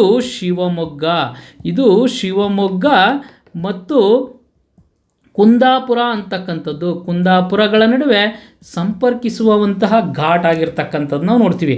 ಸೊ ಹೀಗಾಗಿ 17ನೇ ಪ್ರಶ್ನೆಗೆ ಸರಿಯಾದ ಉತ್ತರ ಯಾವುದಾಗುತ್ತೆ? ಚಾರ್ಮುಡಿ ಘಾಟ್ ಆಗಿರ್ತಕ್ಕಂಥದ್ದನ್ನು ನಾವು ನೋಡ್ತಾ ಹೋಗ್ತೀವಿ. Very very important. ನೆಕ್ಸ್ಟ್ ಅದೇ ರೀತಿಯಾಗಿ ಮತ್ತೊಂದು ಪ್ರಶ್ನೆಯನ್ನು ನಾವು ನೋಡ್ತಾ ಹೋಗೋಣ. ಸೊ ಮತ್ತೊಂದು ಪ್ರಶ್ನೆಯನ್ನು ನೋಡೋದಾದರೆ, ಸೊ ಮೊದಲನೇದಾಗಿ 18ನೇ ಪ್ರಶ್ನೆ, ಮೈಸೂರು ರಾಜ್ಯ ಭದ್ರಾವತಿಯಲ್ಲಿ ಮೈಸೂರು ಕಬ್ಬಿಣ ಮತ್ತು ಉಕ್ಕಿನ ಕೈಗಾರಿಕೆ ಅಂತ ಆಗಬೇಕಿತ್ತು, ಇಲ್ಲಿ ಕಾಮಗಾರಿ ಆಗಿದೆ. ಸೊ ಅದನ್ನು ತಿದ್ಕೊಳ್ಳಿ. ಸೊ ಕೈಗಾರಿಕೆಯನ್ನು ಸ್ಥಾಪಿಸಿದಂತಹ ವರ್ಷ ಯಾವುದು ಅಂತ ಕೇಳಿದರೆ ಅದು 1923 ಅಥವಾ 1874 ಅಥವಾ 1941 ಅಥವಾ 1951. ಈ 4 ಆಪ್ಷನ್ಗಳಲ್ಲಿ ಯಾವುದು ಅಂತ ಹೇಳೋದಾದರೆ, ಸೊ ಮೊದಲನೇ ಆಪ್ಷನ್ 1923 ಇದಕ್ಕೆ ಸರಿಯಾದಂತಹ ಉತ್ತರ. Option A is the right answer. So ಎಲ್ಲರೂ ಕೂಡ ಗಮನ ಹರಿಸ್ತಾ ಇದ್ದೀರಿ ಅಂತ ಅಂದ್ಕೊಳ್ತೀವಿ ಸ್ನೇಹಿತರೆ. ಸಾಧ್ಯವಾದಷ್ಟು ನಿಮ್ಮ ಸ್ನೇಹಿತರಿಗೆ ಇದನ್ನು ಹೆಚ್ಚೆಚ್ಚು ಶೇರ್ ಮಾಡಿ. ಸೊ ನಮ್ಮ ಸ್ಪರ್ಧಾ ಲೈನ್ಸ್ ಯೂಟ್ಯೂಬ್ ಚಾನಲನ್ನು ಎಲ್ಲರೂ ಕೂಡ ಫಾಲೋ ಮಾಡಿ. ಸೊ ಹಾಗಾಗಿ ಪಕ್ಕದಲ್ಲೇ ಕಾಣ್ತಾ ಇರ್ತಕ್ಕಂಥ ಬೆಲ್ ಐಕನನ್ನು ಒತ್ತಿ ಸಬ್ಸ್ಕ್ರಿಪ್ಷನ್ ಮಾಡ್ಕೊಳ್ಳಿ ಮತ್ತು ಸಾಧ್ಯವಾದಷ್ಟು ಶೇರನ್ನು ಮಾಡಿ. ಈ ಎಲ್ಲ ಮಾಹಿತಿಗಳು ನಿಮಗಾಗಿ, ನಿಮ್ಮ ಉಪಯೋಗಕ್ಕಾಗಿ ನಾವು ಈ ಒಂದು ಕಾರ್ಯಕ್ರಮದ ಅಂದರೆ ಈ ಒಂದು ಚಾನಲ್ ಮೂಲಕ, ನಮ್ಮ ಚಾನಲ್ ಮೂಲಕ ನಿಮಗೆ ತಲುಪಿಸುವಂತಹ ಪ್ರಯತ್ನಗಳನ್ನು ಮಾಡ್ತಾ ಇದ್ದೀವಿ. ಸೊ ನಿಮ್ಮ ಪ್ರೋತ್ಸಾಹ ನಮ್ಮ ಚಾನಲ್ ಮೇಲೆ ಇರಲಿ ಸ್ನೇಹಿತರೆ. ಹಾಗಾಗಿ ಸ್ಪರ್ಧಾ ಲೈನ್ಸ್ ಒಂದು ಯೂಟ್ಯೂಬ್ ಚಾನಲ್ಸ್ ಒಂದು ಏನಾಗಿದೆ, ಒಂದು ಬಹಳ ಮುಖ್ಯವಾದಂತಹ ಒಂದು ಚಾನಲ್ ಆಗಿರ್ತಕ್ಕಂಥದ್ದು. ಸೊ ಎಲ್ಲ ವಿದ್ಯಾರ್ಥಿಗಳ ಸರ್ವತೋಮುಖ ಅಭಿವೃದ್ಧಿಗಾಗಿ ಮತ್ತು ಎಲ್ಲರಿಗೂ ಕೂಡ ನೌಕರಿಯನ್ನು ಒಂದು ಗಿಟ್ಟಿಸಿಕೊಳ್ಳುವಂತಹ ಸಂದರ್ಭದಲ್ಲಿ ಸಾಕಷ್ಟು ವಿಡಿಯೋಗಳನ್ನು ನಾವು ಹೆಚ್ಚೆಚ್ಚು ನಿಮಗೆ ಹಾಕ್ತಾ ಇದ್ದೀವಿ. ಸೊ ಅದು ಆ ವಿಡಿಯೋಗಳೆಲ್ಲ ನಿಮಗೆ ತಲುಪಬೇಕು ಅಂದರೆ ನೀವು ಏನು ಮಾಡಬೇಕು, ಸಬ್ಸ್ಕ್ರಿಪ್ಷನ್ ಮಾಡಬೇಕು. ಪಕ್ಕದಲ್ಲಿರ್ತಕ್ಕಂಥ ಬೆಲ್ ಐಕನನ್ನು ಒತ್ತೋದ್ರ ಮೂಲಕ ನಮ್ಮನ್ನು ನೀವು ಪ್ರೋತ್ಸಾಹ ಮಾಡಬೇಕು. ನೋಡೋಣ 19ನೇ ಪ್ರಶ್ನೆಯನ್ನು ನಾವು ಈಗ ಚರ್ಚೆ ಮಾಡ್ತಾ ಹೋಗೋಣ. ಕರ್ನಾಟಕದಲ್ಲಿರುವ ಕೆಳಗಿನ ಯಾವ ಬೆಟ್ಟ ಏಷ್ಯಾದ ಅತಿ ದೊಡ್ಡ ಏಕಶಿಲೆಯ ಬೆಟ್ಟಗಳಲ್ಲಿ ಒಂದಾಗಿದೆ? ಸೊ ಬಹಳ ಮುಖ್ಯವಾಗಿರ್ತಕ್ಕಂಥ ಆಪ್ಷನ್ ಎ ಹೇಳುತ್ತೆ ಮಧುಗಿರಿ ಬೆಟ್ಟ. ಸೊ ಆಪ್ಷನ್ ಬಿ ಹೇಳುತ್ತೆ ನಂದಿ ಬೆಟ್ಟ. ಆಪ್ಷನ್ ಸಿ ಹೇಳುತ್ತೆ ಸೊ ಚೆನ್ನಕೇಶವ ಬೆಟ್ಟ. ಆಪ್ಷನ್ ಡಿ ಹೇಳುತ್ತೆ ಕವಲೆ ದುರ್ಗ ಅಂತಕ್ಕಂಥದ್ದು. ಸೊ ಈ ಎಲ್ಲವೂ ಕೂಡ ಬಹಳ ಮುಖ್ಯವಾಗಿರ್ತಕ್ಕಂತಹ ಬೆಟ್ಟಗಳೇ, ಎಲ್ಲವೂ ಕೂಡ ಕರ್ನಾಟಕದಲ್ಲಿ ಕಂಡುಬರ್ತಕ್ಕಂತಹ ಬೆಟ್ಟಗಳೇ. ಆದರೆ ತುಮಕೂರು ಜಿಲ್ಲೆಯಲ್ಲಿ ಕಂಡುಬರ್ತಕ್ಕಂತಹ ಮಧುಗಿರಿ ಬೆಟ್ಟ ಸೊ ಏಕಶಿಲೆಯ ಬೆಟ್ಟ, ಅತಿ ದೊಡ್ಡದಾದಂತಹ ಬೆಟ್ಟ ಆಗಿರ್ತಕ್ಕಂಥದ್ದು. ಸೊ ಇದು ಏಷ್ಯಾದಲ್ಲೇ ಅತಿ ದೊಡ್ಡದಾದಂತಹ ಏಕಶಿಲೆಯ ಬೆಟ್ಟ ಆಗಿರ್ತಕ್ಕಂಥದ್ದು ನೋಡ್ತೀವಿ. ಸೊ ಹಾಗಾಗಿ ನಂದಿ ಬೆಟ್ಟ ಅಂತಕ್ಕಂಥದ್ದು ಚಿಕ್ಕಮಗಳೂರು ಚಿಕ್ಕಬಳ್ಳಾಪುರದಲ್ಲಿ ಕಂಡುಬರ್ತಕ್ಕಂತಹ ಬೆಟ್ಟ. ಈ ಬೆಟ್ಟದಲ್ಲಿ ಹಲವು ನದಿಗಳು ಹುಟ್ಟತಕ್ಕಂಥದ್ದು ನಾವು ನೋಡ್ತೀವಿ. ಹಾಗಾಗಿ 19ನೇ ಪ್ರಶ್ನೆಗೆ ಸರಿಯಾದ ಉತ್ತರ option A is the right answer. Very very important. Next 20ನೇ ಪ್ರಶ್ನೆಗೆ ನಾವು ಉತ್ತರವನ್ನು ನೋಡ್ತಾ ಹೋಗೋಣ. 20ನೇ ಪ್ರಶ್ನೆ ಸ್ವಲ್ಪ ಉದ್ದದಾದಂತಹ ಪ್ರಶ್ನೆ, ಆದರೆ ಸಣ್ಣದಾಗಿ ನಾವು ಇದನ್ನು ತುಂಬ ಚೆನ್ನಾಗಿ ತಿಳ್ಕೊಬಿಡ್ಬೋದು. ಸೊ ಒಂದು ರೀತಿ ಇದು ಕೆ ಎಸ್ನಲ್ಲಿ ಕೊಡುವಂತಹ ಪ್ರಶ್ನೆಯನ್ನು PCಯಲ್ಲಿ ಕೊಟ್ಟಿದ್ದಾನೆ ನೋಡಿ. ನಿಮಗೆ ಭಾಳ ಮುಖ್ಯವಾಗಿ ಭಾಳ ಸುಲಭವಾಗಿ ಇದಕ್ಕೆ ಆನ್ಸರನ್ನು ಕಂಡುಹಿಡಿಯಬಹುದು. ಕೆಳಗಿನ ವಿವರಣೆ ಯಾವ ಮಣ್ಣನ್ನು ವಿವರಿಸುತ್ತದೆ? ಸೊ ಹಾಗಾಗಿ ಮಣ್ಣಿನ ಬಗ್ಗೆ ಕೊಟ್ಟಿರ್ತಕ್ಕಂಥ ಪ್ರಶ್ನೆ. ಈ ರೀತಿಯ ಮಣ್ಣನ್ನು ಗ್ರಾನೈಟ್ ಮತ್ತು ರೂಪಾಂತರಿಕ ಶಿಲೆಯಿಂದ ಅಥವಾ ಗ್ಲೈಸ್ ಶಿಲೆಯಿಂದ ಪಡೆಯಲಾಗಿದೆ. ಇದು ಕಬ್ಬಿಣದ ಆಕ್ಸೈಡನ್ನು ಹೊಂದಿದೆ. ಸೊ ಇದು ಕಬ್ಬಿಣ, ಸುಣ್ಣ ಮತ್ತು ಲವಣಗಳಿಂದ ಸಮೃದ್ಧವಾಗಿದೆ. ಆದರೆ ಅಲ್ಪ ಪ್ರಮಾಣದಲ್ಲಿ ಹ್ಯೂಮಸ್, ಅದನ್ನು ಕೊಳೆತ ವಸ್ತುಗಳನ್ನು ಹೊಂದಿದೆ. ಸೊ ಇದು ಹಗುರ ತೆಳುವಾದ ಪದರನ್ನು ಹೊಂದಿದೆ ಮತ್ತು ಹೆಚ್ಚು ಫಲವತ್ತಾಗಿರುವುದಿಲ್ಲ. ಇದರ ತೇವಾಂಶ ಸಾಧಾರಣ ಸಾಮರ್ಥ್ಯಕ್ಕಿಂತ ಕಡಿಮೆಯನ್ನು ಹೊಂದಿರತಕ್ಕಂಥದ್ದು. ನೋಡಿ ಇಲ್ಲೇ ಕ್ಲೂ ಕೊಟ್ಟಿದ್ದಾನೆ. ಮೊದಲನೇದಾಗಿ ನೀವು ಈ ಕ್ಲೂ ಅಂತ ತಿಳ್ಕೊಳ್ಬೇಕು, ಕಬ್ಬಿಣದ ಆಕ್ಸೈಡ್. ಸೊ ಕಬ್ಬಿಣದ ಆಕ್ಸೈಡ್ ಯಾವ ಮಣ್ಣಲ್ಲಿರುತ್ತೋ ಅದು ಕೆಂಪಾಗಿರುತ್ತೆ ಅನ್ನೋದು ನಿಮ್ಗೆ ಗೊತ್ತಿರಲಿ ಸ್ನೇಹಿತರೆ. ಸೊ ಇದೇ ಬಹಳ ಮುಖ್ಯವಾಗಿ. ಹಾಗಾಗಿ ಕೆಂಪಾಗಿದೆ ಅಂತ ಹೇಳಿದ್ರೆ ಗೊತ್ತಾಗುತ್ತೆ, ಈಸಿಯಾಗಿ ನೀವು ಕೆಂಪು ಮಣ್ಣು ಅಂತಹ ಟಿಕ್ ಮಾಡಿಬಿಡ್ಬೋದು. ಸೊ ಅದೇ ರೀತಿ ಕಪ್ಪು ಮಣ್ಣು, ಲ್ಯಾಟರೈಟ್ ಮಣ್ಣು ಮತ್ತು ಕರಾವಳಿ ಮಣ್ಣುಗಳು ನೆಗ್ಲೆಕ್ಟ್ ಮಾಡ್ಬೋದು ಸ್ನೇಹಿತರೆ. ಇಲ್ಲಿ ಕಬ್ಬಿಣ ಹೆಚ್ಚಾಗಿರೋದ್ರಿಂದ ಆ ಮಣ್ಣು ಏನಾಗುತ್ತೆ, ಕೆಂಪಗಿರ್ತಕ್ಕಂಥದ್ದು ನಾವು ನೋಡ್ತೀವಿ. ಹಾಗಾಗಿ ಸೊ ಈ ಒಂದು ದಕ್ಷಿಣ ಕರ್ನಾಟಕದಲ್ಲಿ ಕಂಡುಬರ್ತಕ್ಕಂತಹ ಬಹುತೇಕ ಮಣ್ಣನ್ನು ನಾವು ಕೆಂಪು ಮಣ್ಣು ಅಂತ ಕರಿತೀವಿ. ಸೊ ಅದೇ ರೀತಿ ಉತ್ತರ ಕರ್ನಾಟಕದಲ್ಲಿ ಬಹುತೇಕ ಒಂದು ಜಿಲ್ಲೆಗಳಲ್ಲಿ ಸೊ ಕಪ್ಪು ಮಣ್ಣು ನಮ್ಮ ಒಂದು ಕರ್ನಾಟಕದಲ್ಲಿ ಕಂಡುಬರ್ತಕ್ಕಂಥದ್ದು. ಅದೇ ರೀತಿ ಲ್ಯಾಟರೈಟ್ ಮಣ್ಣು ಅತಿ ಹೆಚ್ಚು ಮಳೆ ಬೀಳ್ತಕ್ಕಂಥದ್ದು ಪ್ರದೇಶಗಳಲ್ಲಿ ಕಂಡುಬರ್ತಕ್ಕಂಥದ್ದು. ಮತ್ತು ಕರಾವಳಿ ಮಣ್ಣು ಸೊ ಒಂದು ಸಮುದ್ರದ ದಡದಲ್ಲಿ ಬರ್ತಕ್ಕಂಥ ಮಣ್ಣು ಕಂಡುಬರ್ತಕ್ಕಂಥ. ಇದು ಬಹಳ ಮುಖ್ಯವಾಗಿ ಈ ರೀತಿಯಾಗಿ ಭಾಳ ಸುಲಭವಾಗಿ ಈ ಪ್ರಶ್ನೆಗೆ ಉತ್ತರವನ್ನು ಕಂಡುಹಿಡಿಬೋದು. ನೋಡಿ, ದೊಡ್ಡದಾದಂಥ ಪ್ರಶ್ನೆ, ಚಿಕ್ಕದಾದಂತಹ ಉತ್ತರ ಬಹಳ ಮುಖ್ಯವಾಗಿ. ಏಕೆಂದರೆ ಒಂದು ವೇಳೆ ಅಲ್ಲಿ ಫಲವತ್ತತೆ ಹೆಚ್ಚಾಗಿತ್ತು, ಕಬ್ಬಿಣದ ಆಕ್ಸೈಡ್ ಕೊಟ್ಟಿಲ್ಲ ಅಂದರೆ, ಫಲವತ್ತತೆ ಹೆಚ್ಚಾಗಿತ್ತು ಅಂದರೆ ತೇವಾಂಶವನ್ನು ಅದು ಹೆಚ್ಚು ಹಿಡಿದಿರ್ತಿತ್ತು ಅಂತ ಹೇಳಿದರೆ ಕಪ್ಪು ಮಣ್ಣು ಆಗಬೇಕಾಗಿತ್ತು. ಹಾಗಾಗಿ ಇದಕ್ಕೆ ಸರಿಯಾದ ಉತ್ತರ ರೆಡ್ ಸಾಯಿಲ್. 20ನೇ ಪ್ರಶ್ನೆಗೆ ಸರಿಯಾದ ಉತ್ತರ ಆಪ್ಷನ್ ಎ ಆಗಿರ್ತಕ್ಕಂಥದ್ದನ್ನು ನಾವು ನೋಡ್ತಾ ಹೋಗ್ತೀವಿ. ನೆಕ್ಸ್ಟ್,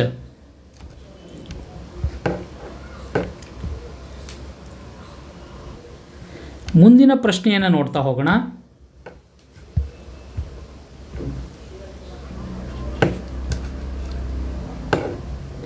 ನೆಕ್ಸ್ಟ್ 21ನೇ ಪ್ರಶ್ನೆ, ಗೋಕಾಕ್ ಜಲಪಾತ ಯಾವ ನದಿಯಿಂದ ರಚಿಸಲ್ಪಟ್ಟಿದೆ? ಸೊ ಗೋಕಾಕ್ ಜಲಪಾತ ಯಾವ ನದಿಯಿಂದ ಒಂದು ರಚನೆ ಆಗಿರ್ತಕ್ಕಂಥದ್ದು ಅಂಥೇಳಿ ಪ್ರಶ್ನೆ ಕೇಳಿದ್ದಾನೆ. ಸೊ ಹಾಗಾಗಿ ನೋಡ್ತಾ ಹೋಗೋಣ. ಮೊದಲನೇದು ಮಲಪ್ರಭಾ, ಎರಡನೆಯದು ಕೃಷ್ಣ, ಮೂರನೇದು ಘಟಪ್ರಭಾ ಅಂತಕ್ಕಂಥದ್ದು, ಅದೇ ರೀತಿ ಭೀಮಾ ಅಂತಕ್ಕಂಥದ್ದು 4ನೇ ಆಪ್ಷನ್ ಆಗಿರ್ತಕ್ಕಂಥದ್ದು.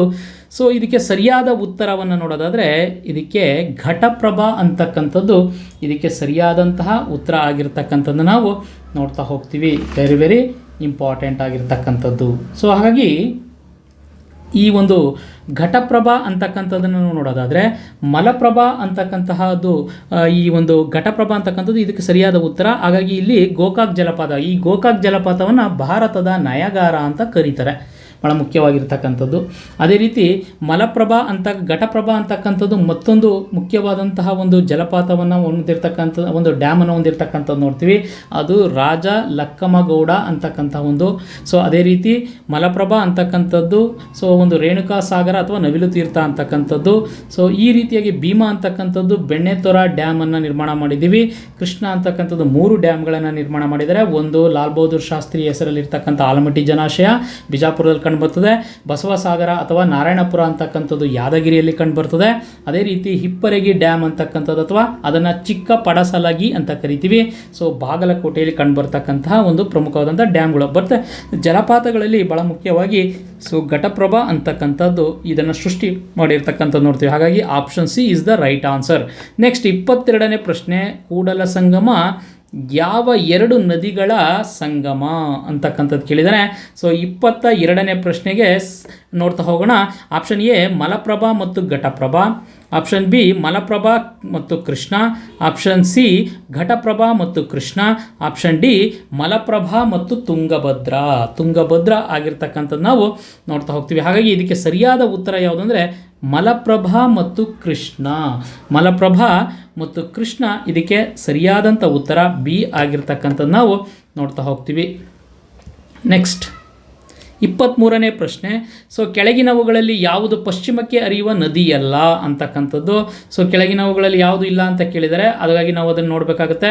ಮೊದಲನೇದು ಶರಾವತಿ, ಕಾಳಿ, ಪೆನ್ನಾರ್ ಮತ್ತು ವರಾಹಿ ಅಂತಕ್ಕಂಥದ್ದು ನೋಡ್ತೀವಿ. ಸೊ ಈ ಒಂದು ಶರಾವತಿ ಆಗಿರಲಿ, ಕಾಳಿ ಆಗಿರಲಿ ಮತ್ತು ವರಾಹಿ ಅಂತಕ್ಕಂಥ 3 ನದಿಗಳು ಪಶ್ಚಿಮಕ್ಕೆ ಹರಿಯುವಂತಹ ನದಿಗಳು. ಹಾಗಾಗಿ ಅದು ಪಶ್ಚಿಮ ಘಟ್ಟದಲ್ಲಿ ಹುಟ್ಟಿ ಪಶ್ಚಿಮಕ್ಕೆ ಹರಿಯುವಂತಹ ನದಿಗಳಾಗಿರ್ತಕ್ಕಂಥದ್ದು ನಾವು ನೋಡ್ತೀವಿ. ಅದೇ ರೀತಿ ಪಶ್ಚಿಮ ಘಟ್ಟದಲ್ಲಿ ಹುಟ್ಟಿ ಪೆನ್ನಾರ್ನಲ್ಲಿ ಪೆನ್ನಾರ್ ಅಂತಕ್ಕಂಥದ್ದು ಪೂರ್ವಕ್ಕೆ ಹರಿದು ಬಂಗಾಳ ಕೊಲ್ಲಿಯನ್ನು ಸೇರ್ತಕ್ಕಂಥದ್ದು ನಾವು ನೋಡ್ತೀವಿ. ಹಾಗಾಗಿ ಇದಕ್ಕೆ ಸರಿಯಾದ ಉತ್ತರ ಪೆನ್ನಾರ್. 23ನೇ ಪ್ರಶ್ನೆಗೆ ಸರಿಯಾದ ಉತ್ತರ ಸಿ ಆಗಿರ್ತಕ್ಕಂಥದ್ದು ನೋಡ್ತೀವಿ. ನೆಕ್ಸ್ಟ್ ಅದೇ ರೀತಿಯಾಗಿ 24ನೇ ಪ್ರಶ್ನೆ, ಕರ್ನಾಟಕದ ಯಾವ ಜಿಲ್ಲೆಯು ಒಂದು ರಾಜ್ಯದ ಕಾಲುವೆ ನೀರಾವರಿಯ ಅತಿ ದೊಡ್ಡ ಪ್ರದೇಶವನ್ನು ಒಳಗೊಂಡಿದೆ? ಸೊ ಮುಖ್ಯವಾಗಿರ್ತಕ್ಕಂಥದ್ದು. ಸೊ ಹಾಗಾದರೆ ಬೆಳಗಾವಿಯ, ವಿಜಯಪುರನ, ರಾಯಚೂರ ಮತ್ತು ಯಾದಗಿರಿ ಅಂತಕ್ಕಂಥದ್ದು ಈ 4 ಆಪ್ಷನ್ಗಳಲ್ಲಿ ರಾಜ್ಯದ ಕಾಲುವೆ ನೀರಾವರಿಯ ಅತಿ ದೊಡ್ಡ ಪ್ರದೇಶವನ್ನು ಹೊಂದಿರತಕ್ಕಂಥದ್ದು ಯಾವುದು? ಹಾಗಾಗಿ ಕಾಲುವೆ ನೀರಾವರಿಯಲ್ಲಿ ಅತಿ ದೊಡ್ಡದಾದಂಥ ಹೆಸರನ್ನು ಬಂದಿರತಕ್ಕಂಥದ್ದು ರಾಯಚೂರು ಅಂತಕ್ಕಂಥದ್ದು ಬಹಳ ಮುಖ್ಯವಾಗಿರ್ತಕ್ಕಂಥದ್ದು. ಅದೇ ರೀತಿ ರಾಯಚೂರು ಇದಕ್ಕೆ ಸರಿಯಾದ ಉತ್ತರ. ಇನ್ನುಳಿದಂಥವು ಬೆಳಗಾವಿ ಅಂತಕ್ಕಂಥದ್ದು ಬಾವಿಯ ನೀರಾವರಿಯನ್ನು ತಿಳಿಸ್ಕೊಡ್ತದೆ. ಅದೇ ರೀತಿ ವಿಜಯಪುರ ಅಂತಕ್ಕಂಥದ್ದು ಬಹಳ ಮುಖ್ಯವಾಗಿರ್ತಕ್ಕಂಥದ್ದು.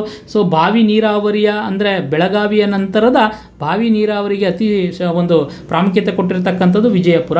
ಅದೇ ರೀತಿ ಯಾದಗಿರಿ ಯಾವುದಕ್ಕೆ ಪ್ರಸಿದ್ಧಿ ಅಂದರೆ ಕಪ್ಪತ್ತ ಗುಡ್ಡಕ್ಕೆ ಪ್ರಸಿದ್ಧಿ. ಹಾಗಾಗಿ ಈ ಪ್ರಶ್ನೆಗೆ ಸರಿಯಾದ ಉತ್ತರ ರಾಯಚೂರು. ನೆಕ್ಸ್ಟ್ ಮುಂದಿನ ಪ್ರಶ್ನೆ ನೋಡೋಣ. ಸೊ ಇದು ಕೂಡ ಭಾಳ ಮುಖ್ಯವಾಗಿರ್ತಕ್ಕಂಥದ್ದು, ಟೈಗರ್ಗೆ ಸಂಬಂಧಪಟ್ಟಂಗೆ ಟೈಗರ್ ಯೋಜನೆ. So important.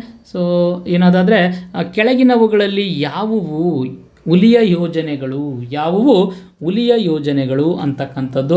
ಹಾಗಾಗಿ ಈ ಬಂಡೀಪುರ, ಭದ್ರಾ, ನಾಗರಹೊಳೆ, ಹಂಸಿ ಮತ್ತು ಕುದುರೆಮುಖ.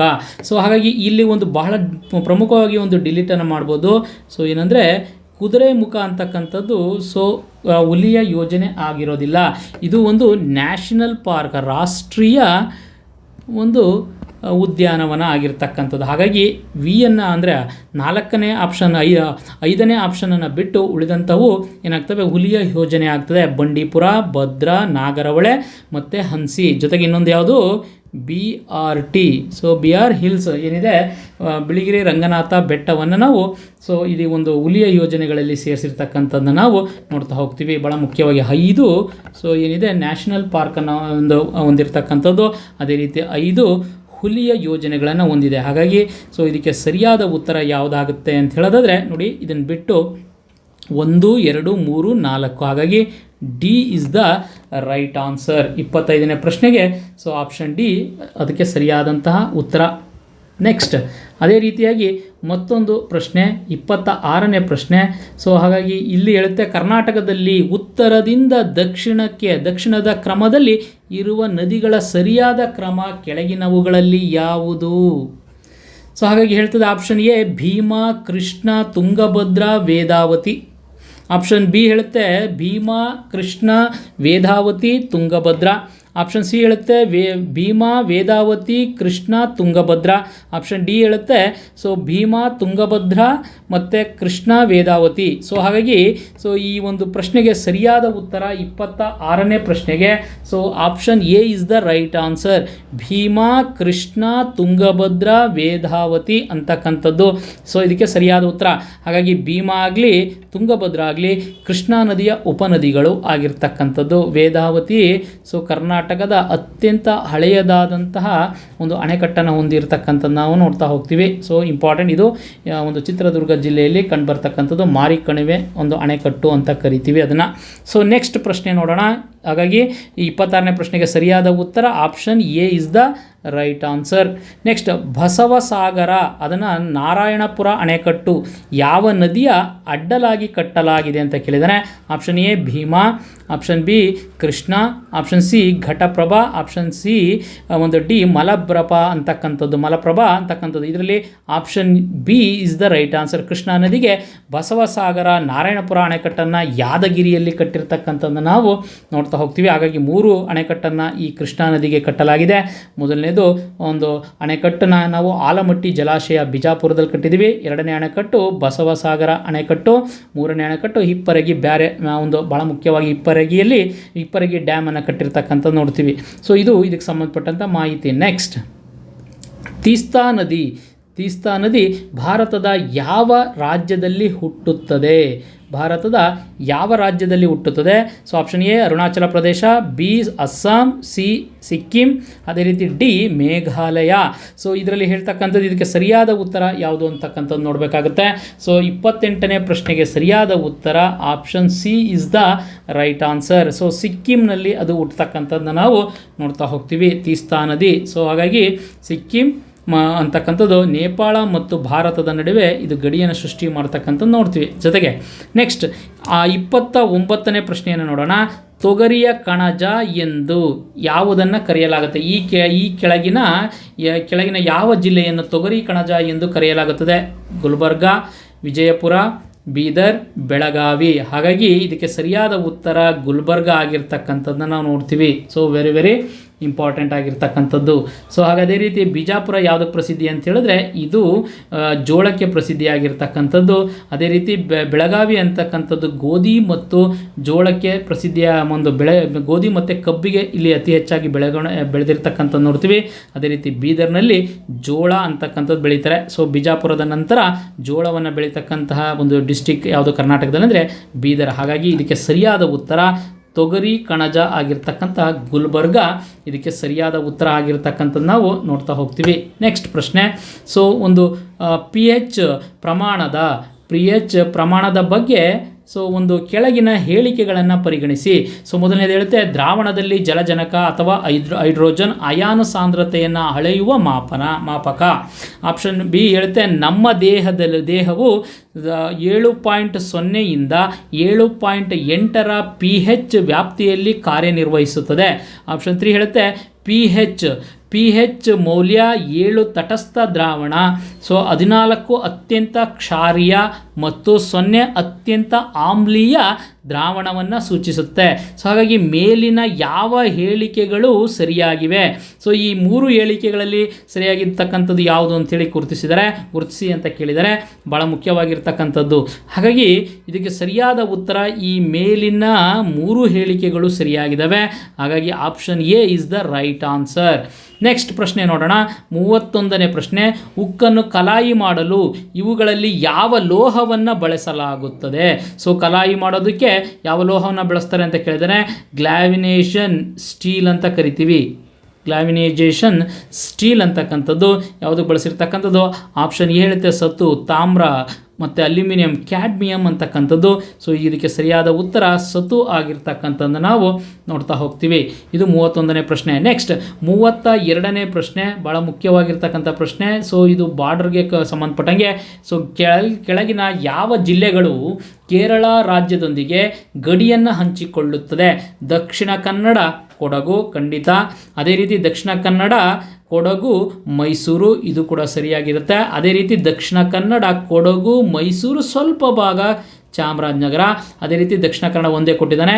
ಹಾಗಾಗಿ ಇದಕ್ಕೆ ಸರಿಯಾದ ಉತ್ತರ ಸೊ ದಕ್ಷಿಣ ಕನ್ನಡ, ಕೊಡಗು, ಮೈಸೂರು, ಚಾಮರಾಜನಗರ ಅಂತಕ್ಕಂಥದ್ದು. ಆಪ್ಷನ್ 32ನೇ ಪ್ರಶ್ನೆಗೆ option C is the right answer. Next ಅದೇ ರೀತಿಯಾಗಿ ಮತ್ತೊಂದು ಪ್ರಶ್ನೆ.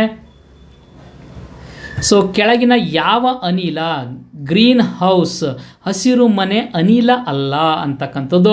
ಆಪ್ಷನ್ ಎ ಇಂಗಾಲದ dioxide, option B methane, option C nitrous oxide, option D sulphur oxide. ಹಾಗಾಗಿ ಈ ಸಲ್ಫರ್ ಆಕ್ಸೈಡ್ ಒಂದು ಬಹಳ ಮುಖ್ಯವಾಗಿ ಆಮ್ಲೀಯ ಮಳೆಗೆ ಕಾರಣವಾಗುವಂತಹ ಒಂದು ಅನಿಲ. ಇನ್ನು ಉಳಿದಂತಹ 3 ಅನಿಲಗಳು ಸೊ ಏನಾಗುತ್ತೆ, ಹಸಿರು ಮನೆ ಪರಿಣಾಮಕ್ಕೆ ಸಂಬಂಧಪಟ್ಟಂತಹ ಅನಿಲಗಳು. ಸೊ ಹಾಗಾಗಿ ಇಲ್ಲಿ ಯಾವುದಲ್ಲ ಅಂತ ಕೇಳಿದರೆ option D is the right answer. 33ನೇ ಪ್ರಶ್ನೆಗೆ ಆಪ್ಷನ್ ಡಿ ಇದಕ್ಕೆ ಸರಿಯಾದ ಉತ್ತರ ಆಗಿರ್ತಕ್ಕಂಥ ನೋಡ್ತೀವಿ. ನೆಕ್ಸ್ಟ್ ಅದೇ ರೀತಿಯಾಗಿ 34ನೇ ಪ್ರಶ್ನೆಯನ್ನು ನೋಡೋಣ. ಸೊ ಕೆಳಗಿನ ವೈದ್ಯಕೀಯ ಸ್ಕ್ಯಾನ್ ಕ್ಷಿಪ್ರವಾಗಿ ವೀಕ್ಷಿಸುವಂಥದ್ದು. ಸೊ ಒಂದು ಇಮೇಜ್ ಚಿತ್ರಣವನ್ನು ಪರೀಕ್ಷೆಯಾಗಿದ್ದು ಅದು ದೇಹದಲ್ಲಿ ರೋಗವನ್ನು ನೋಡಲು ಟ್ರೇಸರ್ ಎಂಬ ಒಂದು ವಿಕಿರಣಶೀಲ ವಸ್ತುವನ್ನು ಬಳಸಲಾಗುತ್ತದೆ ಅಂತಕ್ಕಂಥದ್ದು. ಸೊ ಹಾಗಾಗಿ MRI scan, CT scan, so PET scan ಅಥವಾ ಇವುಗಳಲ್ಲಿ ಯಾವುದೂ ಅಲ್ಲ ಅಂತಕ್ಕಂಥದ್ದು. ಅದಕ್ಕೆ ಸರಿಯಾದ ಉತ್ತರ ಆಪ್ಷನ್ ಸಿ PET ಅಂತಕ್ಕಂಥ ಸ್ಕ್ಯಾನನ್ನು ಸೊ ದೇಹದಲ್ಲಿರ್ತಕ್ಕಂಥ ರೋಗವನ್ನು ನೋಡೋದಕ್ಕೆ ಟ್ರೇಸರ್ ಅಂತಕ್ಕಂಥ ವಿಕಿರಣವನ್ನು ಅವರು ಬಳಸ್ತಕ್ಕಂಥದ್ದನ್ನು ನಾವು ನೋಡ್ತಾ ಹೋಗ್ತೀವಿ. ಹಾಗಾಗಿ 34ಕ್ಕೆ ಪ್ರಶ್ನೆಗೆ ಉತ್ತರ ಆಪ್ಷನ್ ಸಿ ಆಗಿರ್ತಕ್ಕಂಥದ್ದು. ನೆಕ್ಸ್ಟ್ ಅದೇ ರೀತಿಯಾಗಿ ಮತ್ತೊಂದು ಪ್ರಶ್ನೆ ಬಹಳ ಮುಖ್ಯವಾಗಿರ್ತಕ್ಕಂಥದ್ದು 35ನೇ ಪ್ರಶ್ನೆ. ಯಾವ ಗ್ರಂಥಿಯಿಂದ ಬೆಳವಣಿಗೆಯ ಒಂದು ಹಾರ್ಮೋನ್ ಸತ್ವ ಸ್ರವಿಸಲ್ಪಡುತ್ತದೆ ಅಂತಕ್ಕಂಥದ್ದು? ಹಾಗಾಗಿ ಬೆಳವಣಿಗೆಯ ಹಾರ್ಮೋನ್ ಯಾವುದು ಅಂತಕ್ಕಂಥದ್ದು ನಾವು ತಿಳ್ಕೊಳ್ಬೇಕಾಗತ್ತೆ. ಸೊ ಮೊದಲನೇದು ಪೀನಲ್ ಗ್ರಂಥಿ, ಥೈರಾಯ್ಡ್ ಗ್ರಂಥಿ, ಸೊ ಅದೇ ರೀತಿ ಪಿಟ್ಯುಟರಿ ಗ್ರಂಥಿ, ಅದೇ ರೀತಿ ಅಡ್ರಿನಲ್ ಗ್ರಂಥಿ ಅಂತಕ್ಕಂಥದ್ದು ನಾವು ನೋಡಬೇಕಾಗತ್ತೆ. ಸೊ ಈ ಗ್ರಂಥಿಗಳಲ್ಲಿ ಯಾವುದು ಅತಿ ಮುಖ್ಯವಾಗಿರ್ತಕ್ಕಂತಹ ಗ್ರಂಥಿ ಆಗಿರ್ತಕ್ಕಂಥದ್ದು? ಇವಿಷ್ಟನ್ನು ಕೂಡ ನಾವು ನಿರ್ನಾಳ ಗ್ರಂಥಿಗಳು ಅಂತ ಕರಿತೀವಿ, ಎಂಡೋಕ್ರೈನ್ ಗ್ಲ್ಯಾಂಡ್ಸ್ ಅಂತ ಹೇಳಿ ಕರಿತಾ ಹೋಗ್ತೀವಿ. ಹಾಗಾಗಿ ಸೊ ಪೀನಲ್ ಗ್ರಂಥಿಯ ಕೆಲಸ ಏನು ಅಂದರೆ ಸೊ ಇದು ಗ್ರಂಥಿಗಳಲ್ಲೇ ಅತಿ ಚಿಕ್ಕದಾದಂತಹ ಗ್ರಂಥಿ ಮತ್ತು ಮಾನವನ 3ನೇ ಕಣ್ಣು ಅಂತಕ್ಕಂಥ ಕರಿತೀವಿ. ಸೊ ಮೆಲನಿನ್ ಅಂಶವನ್ನು ಇದು ಉತ್ಪಾದನೆ ಮಾಡುತ್ತೆ. ಸೊ ಪೀನಲ್ ಗ್ರಂಥಿ ಬಹಳ ಮುಖ್ಯವಾಗಿ. ನೆಕ್ಸ್ಟ್ ಥೈರಾಯ್ಡ್ ಗ್ರಂಥಿ ನಿರ್ನಾಳ ಗ್ರಂಥಿಗಳಲ್ಲಿ ಅತಿ ದೊಡ್ಡದಾದಂತಹ ಗ್ರಂಥಿ. ಇದನ್ನು ವ್ಯಕ್ತಿತ್ವದ ಹಾರ್ಮೋನ್ ಅಂತ ಕರೀತಾರೆ. ಸೊ ಬಹಳ ಮುಖ್ಯವಾಗಿ. ನೆಕ್ಸ್ಟ್ ಅದೇ ರೀತಿಯಾಗಿ ಪಿಟ್ಯುಟರಿ ಗ್ರಂಥಿ. ಸೊ ಈ ಪಿಟ್ಯುಟರಿ ಗ್ರಂಥಿ ಬೆಳವಣಿಗೆಯ ಒಂದು ಹಾರ್ಮೋನ್, ಬಹಳ ಮುಖ್ಯವಾಗಿ ಗ್ರೋತ್ ಹಾರ್ಮೋನ್ ಅಂತೇಳಿ ಕರಿತೀವಿ. ಬೆಳವಣಿಗೆಯ ಹಾರ್ಮೋನ್ ಯಾವುದು ಅಂತ ಹೇಳಿದ್ರೆ ಪಿಟ್ಯುಟರಿ ಗ್ರಂಥಿ ಆಗಿರ್ತಕ್ಕಂಥದ್ದು. ನೆಕ್ಸ್ಟ್ ಅಡ್ರಿನಲ್ ಗ್ರಂಥಿ ಯಾವುದು ಅಂತ ಹೇಳಿದ್ರೆ ಸೊ ಅದು ಮೂತ್ರಜನಕಾಂಗದ ಮೇಲೆ ತ್ರಿಕೋನ ಆಕಾರದಲ್ಲಿರ್ತಕ್ಕಂಥ ಒಂದು ಗ್ರಂಥಿ. ಹಾಗಾಗಿ 35ನೇ ಪ್ರಶ್ನೆಗೆ ಸರಿಯಾದ ಉತ್ತರ ಯಾವುದು? ಸಿ ಆಗಿರ್ತಕ್ಕಂಥ ಪಿಟ್ಯುಟರಿ ಗ್ಲ್ಯಾಂಡ್ ಆಗಿರ್ತಕ್ಕಂಥ ನಾವು ನೋಡ್ತೀವಿ. ನೆಕ್ಸ್ಟ್ ಮುಂದಿನ ಪ್ರಶ್ನೆಯನ್ನು ನೋಡೋಣ. ಸೊ 36ನೇ ಪ್ರಶ್ನೆ, ಸೊ ಭಾಳ ಮುಖ್ಯವಾಗಿರ್ತಕ್ಕಂಥದ್ದು 36ನೇ ಪ್ರಶ್ನೆ. ಕೆಲವು ಪದಾರ್ಥಗಳ ಸಾಂದ್ರತೆಯ ಹೆಚ್ಚಳದ ವಿದ್ಯಮಾನ, ಉದಾಹರಣೆಗೆ ಕೀಟನಾಶಕಗಳು. ಸೊ ಒಂದು ಪರಿಸರ ವ್ಯವಸ್ಥೆಯ ಮಟ್ಟದಲ್ಲಿ ನಾವು ಆಹಾರ ಸರಪಳಿ ಮೇಲೆ ಹೋದಂತೆ ಈ ವಿದ್ಯಮಾನವನ್ನು ಡ್ಯಾಸ್ ಎಂದು ಕರೆಯುತ್ತೇವೆ. ಸೊ ಹಾಗಾಗಿ ಯಾವುದಂದರೆ ಜೈವಿಕ ವರ್ಧನೆನ ಅದನ್ನು ಬಯೋಮ್ಯಾಗ್ನಿಫಿಕೇಷನ್ ಅಂತ ಕರಿತೀವಿ. ಆಪ್ಷನ್ ಬಿ ಹೇಳುತ್ತೆ ಜೈವಿಕ ವಿಲೀನ, ಅದನ್ನು ಡಿಲ್ಯೂಷನ್ ಅಂತ ಕರಿತೀವಿ. ಆಪ್ಷನ್ ಸಿ ಜೈವಿಕ ಕೇಂದ್ರೀಕರಣ, ಬಯೋ ಕಾನ್ಸಂಟ್ರೇಷನ್ ಅಂತ ಕರಿತೀವಿ. ಸೊ ಡಿ ಜೈವಿಕ ಶೇಖರಣ, ಬಯೋ ಅಕ್ಯುಮಿಲೇಷನ್ ಅಂತ ಕರಿತೀವಿ. ಹಾಗಾಗಿ ಇದಕ್ಕೆ ಸರಿಯಾದ ಉತ್ತರ ಭಾಳ ಮುಖ್ಯವಾಗಿ ಬಯೋಮ್ಯಾಗ್ನಿಫಿಕೇಷನ್ ಅಂತಕ್ಕಂಥದ್ದು. ಸೊ 36ನೇ ಪ್ರಶ್ನೆಗೆ option A is the right answer. So ಮುಂದಿನದಾಗಿರ್ತಕ್ಕಂಥ 37ನೇ ಪ್ರಶ್ನೆಯನ್ನು ನೋಡೋಣ. ಇದು ಓಜೋನ್ ಬಗ್ಗೆ ಈ ಕೆಳಗಿನ ಹೇಳಿಕೆಗಳನ್ನು ಪರಿಗಣಿಸುವಂತಹ ಒಂದು ಪ್ರಶ್ನೆ. ಸೊ ಓಜೋನ್ ಒಂದು ಅಣು. ಸೊ 3 ಆಮ್ಲಜನಕ ಪರಮಾಣುಗಳಿಂದ ಇದು ಮಾಡಲ್ಪಟ್ಟಿದೆ. ಎರಡನೇ ಆಪ್ಷನ್, ಆಮ್ಲಜನಕದಂತೆ ಓಜೋನ್ ಎಲ್ಲ ಏರೋಬಿಕ್ ಅಂದರೆ ಗಾಳಿಯಲ್ಲಿರುವ ಪ್ರಾಣಿಗಳಿಗೆ ಅವಶ್ಯಕ. ಸೊ ಅದೇ ರೀತಿ ಮೂರನೇದು ಹೇಳುತ್ತೆ ಓಜೋನ್ ಸೂರ್ಯನ ನೇರಳಾತೀತ ವಿಕಿರಣದಿಂದ ಭೂಮಿಯ ಮೇಲ್ಮೈಯನ್ನು ಇದು ರಕ್ಷಣೆ ಮಾಡ್ತಕ್ಕಂಥದ್ದನ್ನು ನಾವು ನೋಡ್ತಾ ಹೋಗ್ತೀವಿ. ಹಾಗಾಗಿ ಈ 3 ಅಂಶಗಳು ಕೂಡ ಬಹಳ ಮುಖ್ಯವಾಗಿರ್ತಕ್ಕಂಥದ್ದು. ಹಾಗಾಗಿ option A is the right answer. So 1, 2 ಮತ್ತು 3 ಎಲ್ಲವೂ ಕೂಡ ಸರಿಯಾಗಿರ್ತಕ್ಕಂಥದ್ದನ್ನು ನಾವು ನೋಡ್ತಾ ಹೋಗ್ತೀವಿ. ನೆಕ್ಸ್ಟ್ 38ನೇ ಪ್ರಶ್ನೆ. ಸೊ ಪ್ಯಾರಡೆ ನಿಯಮಗಳು ಡ್ಯಾಸ್ನೊಂದಿಗೆ ವ್ಯವಹರಿಸುತ್ತದೆ. ಸೊ ಅದು ವಿದ್ಯುತ್ಕಾಂತೀಯ ಪ್ರವೇಶ ಅಥವಾ ಇಂಡಕ್ಷನ್ ಬಗ್ಗೆ ವಿವರಿಸ್ತದ. ಸೊ ಮತ್ತು ಆಪ್ಷನ್ ಬಿ ಗುರುತ್ವಾಕರ್ಷಣೆಯನ್ನು ವಿವರಿಸುತ್ತಾ.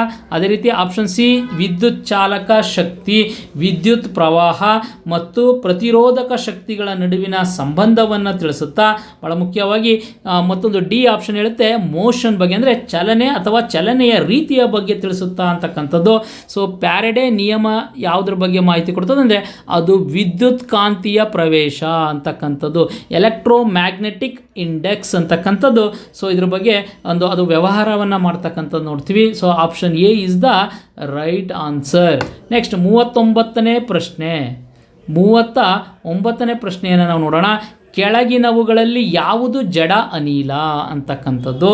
ಸೊ ಸಾರಜನಕ, ಫ್ಲೋರಿನ್, ಆರ್ಗ್ಯಾನ್ ಮತ್ತು ಕ್ಲೋರಿನ್ ಅಂತಕ್ಕಂಥದ್ದು. ಸೊ ಇದಕ್ಕೆ ಜಡ ಅನಿಲಗಳಲ್ಲಿ ಅತಿ ಮುಖ್ಯವಾಗಿರ್ತಕ್ಕಂಥದ್ದು ಆರ್ಗ್ಯಾನ್ ಅಂತಕ್ಕಂಥದ್ದು ಒಂದು ಜಡ ಅನಿಲ ಆಗಿರುತ್ತೆ.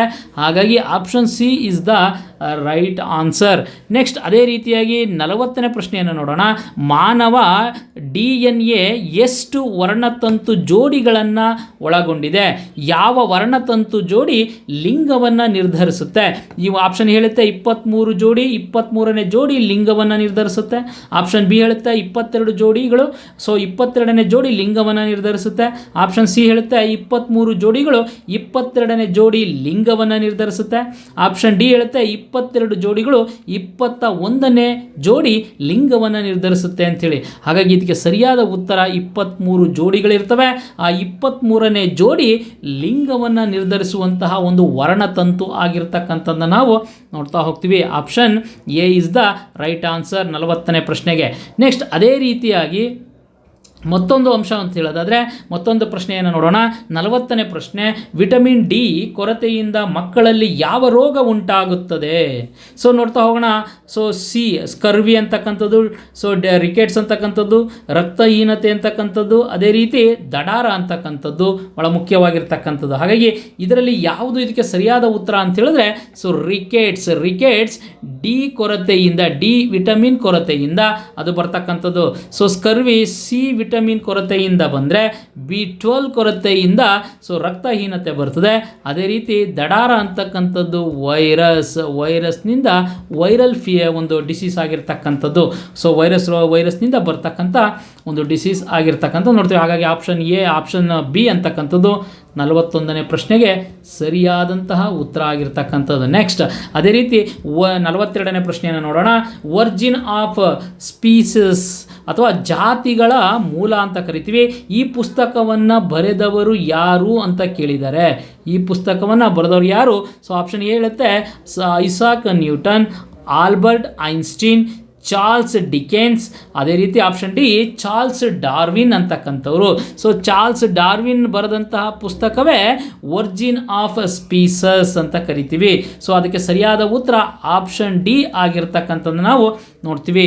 ನೆಕ್ಸ್ಟ್ 43ನೇ ಪ್ರಶ್ನೆ.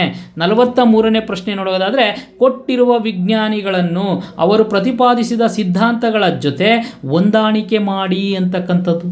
ಹಾಗಾಗಿ ಒಂದನೇ ಒಂದು ಆಪ್ಷನ್ ಹೇಳುತ್ತೆ ಐನ್ಸ್ಟೈನ್, 2 ನ್ಯೂಟನ್ ಮತ್ತು ಆರ್ಕಿಮಿಡೀಸ್ ಅಂತಕ್ಕಂಥವ್ರು. ಲಾ ಆಫ್ ಬಯೋನ್ಸಿ ಅಂತಕ್ಕಂಥದ್ದು ತೇಲುವ ಕಾನೂನು. ಮತ್ತು ಆಪ್ಷನ್ ಬಿ ಹೇಳುತ್ತೆ ಥಿಯರಿ ಆಫ್ ರಿಲೇಟಿವಿಟಿ. ಸೊ ಅದೇ ರೀತಿ ಲಾ ಆಫ್ ಮೋಷನ್ ಅಂತಕ್ಕಂಥದ್ದು ಚಲನೆಯ ನಿಯಮಗಳಿಗೆ ಸಂಬಂಧಪಟ್ಟಂತೆ. ಹಾಗಾಗಿ ಮುಖ್ಯವಾಗಿರ್ತಕ್ಕಂಥದ್ದು ನಾವು ನೋಡಬೇಕಾಗುತ್ತೆ. ಸೊ 43ನೇ ಪ್ರಶ್ನೆಗೆ ನಾವು ನೋಡೋದಾದರೆ ಐನ್ಸ್ಟೈನ್ ಅಂತಕ್ಕಂಥದ್ದು ಸೊ ಥಿಯರಿ ಆಫ್ ರಿಲೇಟಿವಿಟಿ ಅಂತ ಕರಿತೀವಿ, ಅದನ್ನು ಪ್ರತಿಪಾದನೆ ಮಾಡ್ತಾರೆ. ಅದೇ ರೀತಿ ನ್ಯೂಟನ್ ಅಂತಕ್ಕಂಥವ್ರು ಲಾ ಆಫ್ ಮೋಷನ್ ಅಂತಕ್ಕಂಥದ್ದು. ಅದೇ ರೀತಿಯಾಗಿ ಆರ್ಕಿಮಿಡೀಸ್ ಹೇಳ್ತಾರೆ ತೇಲುವ ಕಾನೂನನ್ನು ಹೇಳ್ತಾರೆ. ಹಾಗಾಗಿ ಐನ್ಸ್ಟೈನ್ ಅಂತಕ್ಕಂಥದ್ದು ಬಿ. ಇಲ್ಲಿದೆ, ಹಾಗಾಗಿ ಒಂದು ಬಿ ಇರತಕ್ಕಂಥದ್ದು ಕೇವಲ ಆಪ್ಷನ್ ಎ ಯಲ್ಲಿ ಮಾತ್ರ. ಹಾಗಾಗಿ ಆಪ್ಷನ್ ಎ 43ನೇ ಪ್ರಶ್ನೆಗೆ ಸರಿಯಾದ ಉತ್ತರ ಆಗಿರ್ತಕ್ಕಂಥದ್ದನ್ನು ನಾವು ನೋಡ್ತಾ ಹೋಗ್ತೀವಿ. ನೆಕ್ಸ್ಟ್ ಮುಂದಿನ ಪ್ರಶ್ನೆ 44ನೇ ಪ್ರಶ್ನೆಯನ್ನು ನಾವು ನೋಡೋಣ. 44ನೇ ಪ್ರಶ್ನೆ, ನಡುವಿನ ದಾಳಿಯಲ್ಲಿ ಮನುಷ್ಯ, man in the middle attack ಎಂಬುದನ್ನು ಸಾಮಾನ್ಯವಾಗಿ ಯಾವ ಸಂದರ್ಭದಲ್ಲಿ ಬಳಸಲಾಗುತ್ತದೆ? ಸಮರ ಕಲೆಗಳ, ಅಥವಾ ರೈಫಲ್ ಶೂಟಿಂಗ, ಅಥವಾ ಸೈಬರ್ ಕ್ರೈಮ, ಅಥವಾ ತೆರಿಗೆ ವಂಚನೆಯ? ಈ ಮೂರು ಏನಿದ್ದಾವೆ, ಈ ಒಂದು ಸಮರ ಕಲೆ, ರೈಫಲ್ ಶೂಟಿಂಗ್ ಮತ್ತು ತೆರಿಗೆ ವಂಚನೆ, ಇವೆಲ್ಲದಕ್ಕೂ ಕೂಡ ಒಂದು ನೋಟಿಸನ್ನು ಕೊಟ್ಟದ ಮೇಲೆ ನಮ್ಮ ಗಮನಕ್ಕೆ ಬರುತ್ತೆ. ಆದರೆ ನಮ್ಮ ಗಮನಕ್ಕೆ ಬರದೆ ನಮ್ಮನ್ನು ಅಟ್ಯಾಕ್ ಮಾಡ್ತಕ್ಕಂಥದ್ದು ಸೈಬರ್ ಭದ್ರತೆ, ಸೈಬರ್ ಸೆಕ್ಯುರಿಟಿ 44ನೇ ಪ್ರಶ್ನೆಗೆ ಸರಿಯಾದ ಉತ್ತರ ಆಗಿರ್ತಕ್ಕಂಥದ್ದು ನಾವು ನೋಡ್ತಾ ಹೋಗ್ತೀವಿ. ನೆಕ್ಸ್ಟ್ ಅದೇ ರೀತಿ 45ನೇ ಪ್ರಶ್ನೆಯನ್ನು ನೋಡೋಣ. ಲೋಹಗಳನ್ನು ಒಡೆಯದೆ ತಂತಿಯಾಗಿ ಎಳೆದು ಮಾಡುವ ಗುಣಲಕ್ಷಣವನ್ನು ಡ್ಯಾಸ್ ಎಂದು ಕರೆಯಲಾಗುತ್ತದೆ. ಮೊದಲನೇದು ನಮ್ಯತೆ ಅಥವಾ ತನ್ಯತೆ, ಮೃದುತ್ವ ಅಥವಾ ತಗಡುಗಳಾಗಿ ಮಾಡಬಲ್ಲ ಗುಣ. ಸಿ ಮೃದು ಸ್ಥಿತಿ. 4ನೇದು ಇವುಗಳಲ್ಲಿ ಯಾವುದೂ ಅಲ್ಲ. ಇದಕ್ಕೆ ಸರಿಯಾದ ಉತ್ತರ ನಮ್ಯತೆ ಅಥವಾ ತನ್ಯತೆ ಅಂತಕ್ಕಂಥದ್ದು 45ನೇ ಪ್ರಶ್ನೆಗೆ ಸರಿಯಾದ ಉತ್ತರ ಆಗಿರ್ತಕ್ಕಂಥದ್ದು ನಾವು ನೋಡ್ತಾ ಹೋಗ್ತೀವಿ. ನೆಕ್ಸ್ಟ್ ಭಾಳ ಮುಖ್ಯವಾಗಿರ್ತಕ್ಕ ಮತ್ತೊಂದು ಪ್ರಶ್ನೆ 46ನೇ ಪ್ರಶ್ನೆಯನ್ನು ನೋಡ್ತಾ ಹೋಗೋಣ. 46ನೇ ಪ್ರಶ್ನೆ ಹೇಳುತ್ತೆ ಬಣ್ಣ ಕುರುಡುತನ. ಭಾಳ ಮುಖ್ಯವಾಗಿ ಕಲರ್ ಬ್ಲೈಂಡ್ನೆಸ್, ಕೊರತೆಯಿಂದ ಆಗಬಹುದು ಅಂತಕ್ಕಂಥ ಮಾತನ್ನು ಹೇಳುತ್ತೆ. ಇದು 46ನೇ ಪ್ರಶ್ನೆ. Vitamin A, vitamin B, vitamin C ಮತ್ತು ವಿಟಮಿನ್ ಡಿ ಅಂತಕ್ಕಂಥದ್ದು ಆಪ್ಷನ್ ಕೊಟ್ಟಿದ್ದಾನೆ.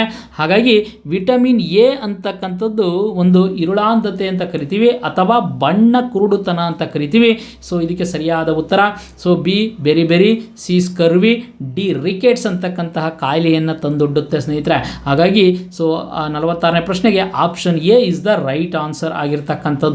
ನೆಕ್ಸ್ಟ್ ಮುಂದಿನ ಪ್ರಶ್ನೆ 47ನೇ ಪ್ರಶ್ನೆ, ನಮ್ಮ ದೇಹದಲ್ಲಿ ಅತಿ ಉದ್ದವಾದ ಮೂಳೆ ಯಾವುದು ಅಂತ ಕೇಳಿದ್ದಾನೆ.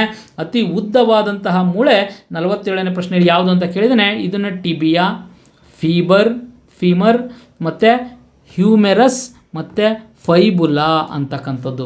ಇದರಲ್ಲಿ ಇದಕ್ಕೆ ಸರಿಯಾದ ಉತ್ತರ ಯಾವುದು ಅಂತ ಹೇಳಿದ್ರೆ ಭಾಳ ಮುಖ್ಯವಾಗಿರ್ತಕ್ಕಂಥದ್ದು ಬಿ ಅಂತಕ್ಕಂಥದ್ದು.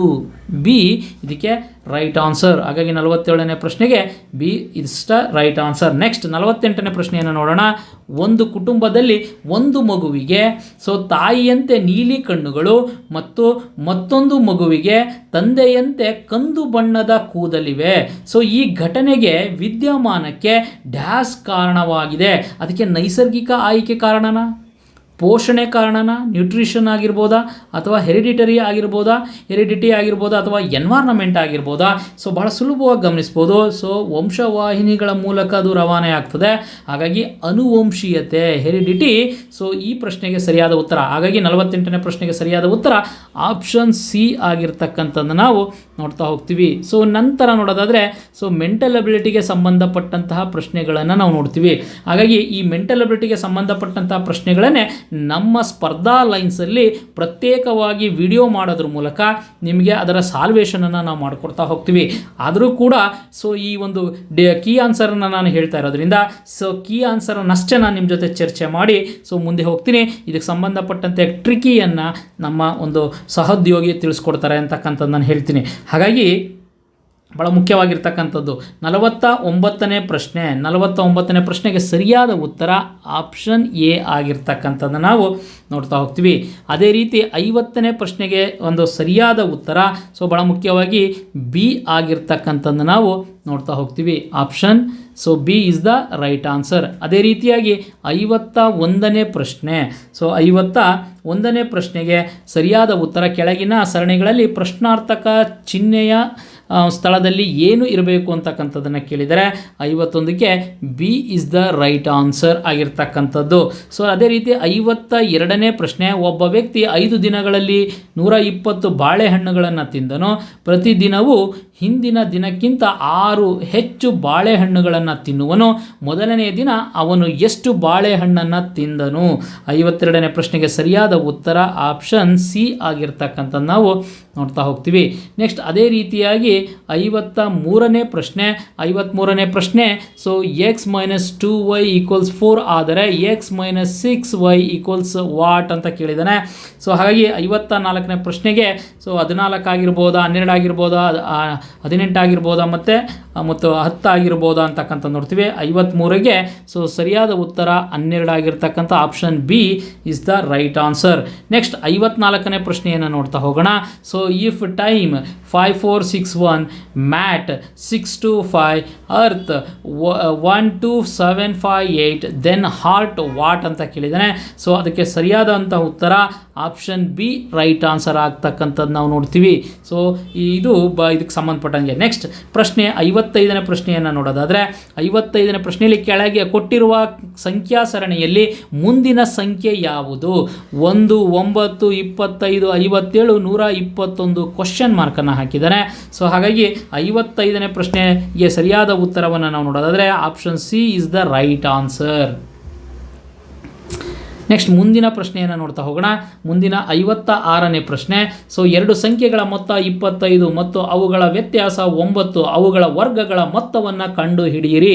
Option A 313, option B 269, option C 353, option D 296 ಅಂತಕ್ಕಂಥದ್ದು. ಹಾಗಾಗಿ ಸೊ ಈ ಒಂದು 56ನೇ ಪ್ರಶ್ನೆಗೆ ಸರಿಯಾದ ಉತ್ತರ ಆಪ್ಷನ್ ಸಿ ಆಗಿರ್ತಕ್ಕಂಥದ್ದನ್ನು ನಾವು ನೋಡ್ತಾ ಹೋಗ್ತೀವಿ. ನೆಕ್ಸ್ಟ್ ಮುಂದಿನ ಪ್ರಶ್ನೆ 57ನೇ ಪ್ರಶ್ನೆ. ರಮೇಶ್ ಆಗ್ನೇಯ ದಿಕ್ಕಿನಲ್ಲಿ 10 ಮೀಟರ್ ಚಲಿಸುತ್ತಾನೆ, ನಂತರ 14 ಮೀಟರ್ ಪಶ್ಚಿಮಕ್ಕೆ ಚಲಿಸುತ್ತಾನೆ. ಇಲ್ಲಿಂದ ಈಶಾನ್ಯ ದಿಕ್ಕಿಗೆ 10 ಮೀಟರ್ ಚಲಿಸಿ ನಂತರ 6 ಮೀಟರ್ ಪೂರ್ವಕ್ಕೆ ಚಲಿಸಿ ಅಲ್ಲಿ ನಿಲ್ಲುತ್ತಾನೆ. ಇಲ್ಲಿಂದ ಅವನ ಆರಂಭಿಕ ಹಂತ ಎಷ್ಟು ದೂರದಲ್ಲಿದೆ ಅಂತಕ್ಕಂಥದ್ದು ಕೇಳಿದರೆ, ಹಾಗಾಗಿ option A 8, option B 4 metre, option C 6 metre, option D 10 metre. ಇದಕ್ಕೆ ಸರಿಯಾದ ಉತ್ತರ option A is the right answer. 8 ಮೀಟರ್ನಷ್ಟು ದೂರದಲ್ಲಿ ಇರತಕ್ಕಂಥದ್ದು ನಾವು ನೋಡ್ತಾ ಹೋಗ್ತೀವಿ. ನೆಕ್ಸ್ಟ್ 58ನೇ ಪ್ರಶ್ನೆ. 58ನೇ ಪ್ರಶ್ನೆ. 30 ಮೀಟರ್ ಫಾರ್ ಸೆಕೆಂಡ್ ವೇಗದಲ್ಲಿ ಚಲಿಸುವ ರೈಲು ಅದೇ ವೇಗದಲ್ಲಿ ಕಂಬವನ್ನು ದಾಟಲು ಅದರ 4 ಪಟ್ಟು ಜಾಸ್ತಿ ಉದ್ದ ಇರುವ ಸೇತುವೆಯನ್ನು ದಾಟಲು ಬೇಕಿರುವ ಸಮಯಕ್ಕಿಂತ 15 ಸೆಕೆಂಡ್ ಕಡಿಮೆ ಸಮಯ ತೆಗೆದುಕೊಳ್ಳುತ್ತದೆ.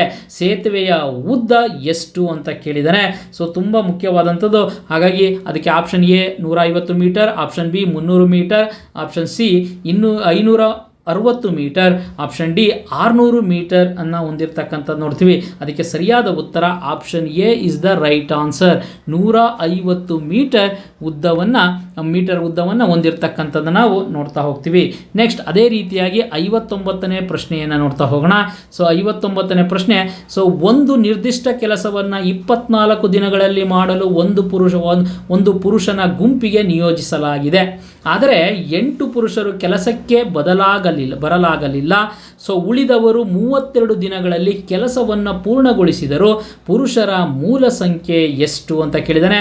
Option A 32, option B 28, option C 30, option D 34 ಆಗಿರ್ತಕ್ಕಂಥದ್ದು ನಾವು ನೋಡ್ತೀವಿ. ಹಾಗಾಗಿ ಇದಕ್ಕೆ ಸರಿಯಾದ ಉತ್ತರ ಆಪ್ಷನ್ ಎ ಆಗಿರ್ತಕ್ಕಂಥದ್ದು ನಾವು ನೋಡ್ತೀವಿ, 32 2. ನೆಕ್ಸ್ಟ್ 60ನೇ ಪ್ರಶ್ನೆಯನ್ನು ನೋಡೋಣ. ಸೊ 60ನೇ ಪ್ರಶ್ನೆ ಹೇಳುತ್ತೆ, ಪ್ರಯಾಣಿಕರಿಂದ ತುಂಬಿದ ಒಂದು ಬಸ್ ಎ ಸ್ಥಳದಿಂದ ಹೊರಟಿತು. ಸೊ ಫಸ್ಟ್ ಸ್ಟಾಪ್ ಬಿ ಸ್ಥಳದಿಂದ 20% ಪ್ರಯಾಣಿಕರು ಇಳಿದರು. ಸೊ ಅದೇ ರೀತಿ ಸಿ ಸ್ಥಳದಿಂದ 40% ಉಳಿದ ಪ್ರಯಾಣಿಕರು ಇಳಿದರು. ಈಗ ಬಸ್ಸಿನಲ್ಲಿ 24 ಪ್ರಯಾಣಿಕರು ಉಳಿದಿದ್ದಾರೆ. ಬಸ್ ಹೊರಟಾಗ ಸೊ ಎಷ್ಟು ಪ್ರಯಾಣಿಕರು ಇದ್ದರು? ಆಪ್ಷನ್ ಎ ಹೇಳುತ್ತೆ 50, ಬಿ ಹೇಳುತ್ತೆ 60, ಆಪ್ಷನ್ ಸಿ ಹೇಳುತ್ತೆ 48, ಆಪ್ಷನ್ ಡಿ ಹೇಳುತ್ತೆ 40.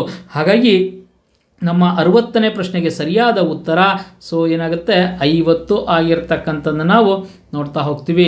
ನೆಕ್ಸ್ಟ್ ಅದೇ ರೀತಿಯಾಗಿ 61ನೇ ಪ್ರಶ್ನೆಯನ್ನು ನಾವು ನೋಡಬೇಕಾಗುತ್ತೆ.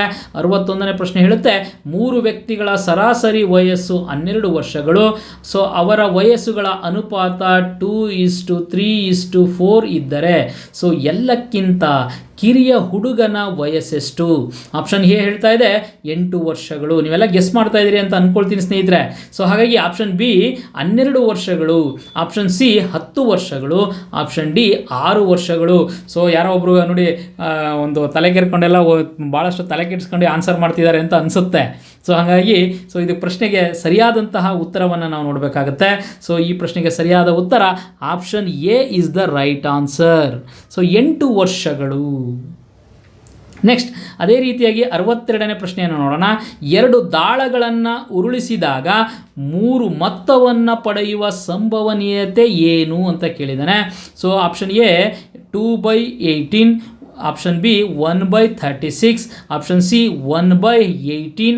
ಸೊ ಅದೇ ರೀತಿ ಆಪ್ಷನ್ ಡಿ 1/24. ತುಂಬ ಮುಖ್ಯವಾದಂಥದ್ದು. ಹಾಗಾಗಿ ಇದಕ್ಕೆ ಸರಿಯಾದ ಉತ್ತರ ಯಾವುದು ಅಂದರೆ so 1/18, option C is the right answer. Next ಅದಾದ ನಂತರ 63ನೇ ಪ್ರಶ್ನೆಯನ್ನು ನೋಡ್ತಾ ಹೋಗೋಣ. ಸೊ 63ನೇ ಪ್ರಶ್ನೆ ಭಾಳ ಮುಖ್ಯವಾದಂಥದ್ದು. 63ನೇ ಪ್ರಶ್ನೆ ಹೇಳ್ತಿದೆ, ICC ವಿಶ್ವ ಟೆಸ್ಟ್ ಚಾಂಪಿಯನ್ಶಿಪ್ 2023 ಯಾರು ಜಯಿಸಿದರು? ಸೊ ಈ ICC ಟೆಸ್ಟ್ ವಿಶ್ವ ಚಾಂಪಿಯನ್ಶಿಪ್ಪಲ್ಲಿ 2023 ಆಸ್ಟ್ರೇಲಿಯಾ ಮತ್ತು ಭಾರತ ಎರಡೂ ಕೂಡ ಪಾರ್ಟಿಸಿಪೇಟ್ ಮಾಡಿರ್ತಕ್ಕಂಥದ್ದು ನೋಡ್ತೀವಿ. ಸೊ ಹಾಗಾಗಿ ಈ ಎರಡೂ ಒಂದು ದೇಶಗಳ ನಡುವೆ ಈ ಒಂದು ICC ವಿಶ್ವ ಟೆಸ್ಟ್ ಚಾಂಪಿಯನ್ಶಿಪ್ ನಡೆಯುತ್ತೆ. ಆ ವಿಶ್ವ ಟೆಸ್ಟ್ ಚಾಂಪಿಯನ್ಶಿಪ್ಪಲ್ಲಿ ಸೊ ಆಸ್ಟ್ರೇಲಿಯಾ ದೇಶ ಭಾರತವನ್ನು ಮಣಿಸಿ ಸೊ ಆ ಒಂದು ಟ್ರೋಫಿಯನ್ನು ಪಡ್ಕೊಳ್ತದೆ. ಹಾಗಾಗಿ 63ನೇ ಪ್ರಶ್ನೆಗೆ option B is the right answer. Next 64ನೇ ಪ್ರಶ್ನೆಯನ್ನು ನೋಡೋಣ. ಕೆಳಗಿನ ಯಾವ ರೇಖಾಚಿತ್ರವು ಪುರುಷರು, ತಂದೆಯರು, ವೈದ್ಯರು ಇವರ ಸಂಬಂಧವನ್ನು ವಿವರಿಸುತ್ತದೆ? ಸೊ ಹಾಗಾಗಿ ಇದಕ್ಕೆ ಸರಿಯಾದ ಉತ್ತರ option C is the right answer. ಭಾಳ ಮುಖ್ಯವಾಗಿರ್ತಕ್ಕಂಥದ್ದು. ನೆಕ್ಸ್ಟ್ ಮುಂದಿನ ಪ್ರಶ್ನೆಯನ್ನು ನೋಡೋಣ. ಸೊ 65ನೇ ಪ್ರಶ್ನೆ, ತನ್ನದೇ ಆದ ಉಚ್ಚ ನ್ಯಾಯಾಲಯವನ್ನು ಹೊಂದಿರುವ ಕೇಂದ್ರ ಆಡಳಿತ ಪ್ರದೇಶ ಡ್ಯಾಶ್ ಅಂತ ಕೇಳಿದರೆ ಅದು ದೆಹಲಿಯಾಗಿದೆಯಾ, ಪುದುಚೇರಿನ, ಅಥವಾ ದಮನ್ ಮತ್ತು ದಿಯುನ, ಮತ್ತು ದಾದ್ರಾ ಮತ್ತು ನಗರ ಹವೇಲಿನ? ಸೊ ನೀವು ಇಲ್ಲೇ ತಿಳ್ಕೊಬೋದು, ಈ ದಾದ್ರಾ ಮತ್ತು ನಗರ ಹವೇಲಿ ಮತ್ತು ದಮನ್ ಮತ್ತು ದಿಯು ಎರಡೂ ಒಂದೇ ಕೇಂದ್ರಾಡಳಿತ ಪ್ರದೇಶಗಳಾಗಿರ್ತಕ್ಕಂಥದ್ದು. ಸೊ ಅದೇ ಹಾಗಾಗಿ ಸೊ ಎರಡರಲ್ಲಿ ಯಾವುದೂ ಒಂದು ಆಗೋದಿಲ್ಲ, ಅಂದರೆ ಕೇಂದ್ರದ ನ್ಯಾಯಾಲಯ ಉಚ್ಚ ನ್ಯಾಯಾಲಯ ಹೊಂದಿರೋದಿಲ್ಲ ಅಂತ ಹೇಳಿ ಗೊತ್ತಾಗುತ್ತೆ. ನೀವು ಭಾಳ ಸುಲಭವಾಗಿ ಡಿಲೀಟ್ ಮಾಡ್ಬೋದು. ನೆಕ್ಸ್ಟ್ ಪುದುಚೇರಿ ತಮಿಳುನಾಡಿನಲ್ಲೇ ಉಚ್ಚ ನ್ಯಾಯಾಲಯಕ್ಕೆ ಸಂಬಂಧಪಟ್ಟಂತೆ ನೋಡ್ತೀವಿ. ಸೊ ದೆಹಲಿ ಅಂತಕ್ಕಂಥದ್ದು ತನ್ನದೇ ಆದಂತಹ ಉಚ್ಚ ನ್ಯಾಯಾಲಯವನ್ನು ಹೊಂದಿರತಕ್ಕಂತಹ ಕೇಂದ್ರಾಡಳಿತ ಪ್ರದೇಶ. ಹಾಗಾಗಿ ಸೊ ದಮನ್ ಮತ್ತು ದಿಯು, ದಾದ್ರಾ ಮತ್ತು ನಗರ ಹವೇಲಿ ಬಾಂಬೆ ಅಂತಕ್ಕಂತಹ ಒಂದು ಉಚ್ಚ ನ್ಯಾಯಾಲಯಕ್ಕೆ ತನ್ನ ದಾವೆಯನ್ನು ಉಳುತ್ತೆ. ಹಾಗಾಗಿ 65ನೇ ಪ್ರಶ್ನೆಗೆ option A is the right answer. Next 66ನೇ ಪ್ರಶ್ನೆ, ಭಾರತದಲ್ಲಿ ಮೂಲಭೂತ ಹಕ್ಕುಗಳ ರಕ್ಷಕ ಯಾರೆಂದು ಪರಿಗಣಿಸಲಾಗುತ್ತದೆ? ಸೊ ಭಾಳ ಮುಖ್ಯವಾಗಿರ್ತಾರೆ ರಾಷ್ಟ್ರಪತಿ, ಉಚ್ಚ ನ್ಯಾಯಾಲಯ, ಸೊ ಸರ್ವೋಚ್ಚ ನ್ಯಾಯಾಲಯ, ಉಚ್ಚ ನ್ಯಾಯಾಲಯ ಮತ್ತು ಸಂವಿಧಾನ. ಸೊ ಹಾಗಾಗಿ ಈ ಒಂದು ಆಪ್ಷನಲ್ಲಿ ಸೊ ಸರ್ವೋಚ್ಚ ನ್ಯಾಯಾಲಯ ಭಾರತದಲ್ಲಿ ಮೂಲಭೂತ ಹಕ್ಕುಗಳ ರಕ್ಷಕ ಅಂಥೇಳಿ ನಾವು ಸರ್ವೋಚ್ಚ ನ್ಯಾಯಾಲಯವನ್ನು ಕರಿತೀವಿ. ಹಾಗಾಗಿ option B is the right answer. Supreme court ಭಾಳ ಮುಖ್ಯವಾಗಿರ್ತಕ್ಕಂಥದ್ದು ನೋಡ್ತೀವಿ. ನೆಕ್ಸ್ಟ್ ಅದಾದ ನಂತರ ನೋಡೋದಾದರೆ 67ನೇ ಪ್ರಶ್ನೆ, ಪಂಚಾಯತ್ ರಾಜನ್ನು ಮೊದಲು ಎಲ್ಲಿ ಸ್ಥಾಪಿಸಲಾಯಿತು?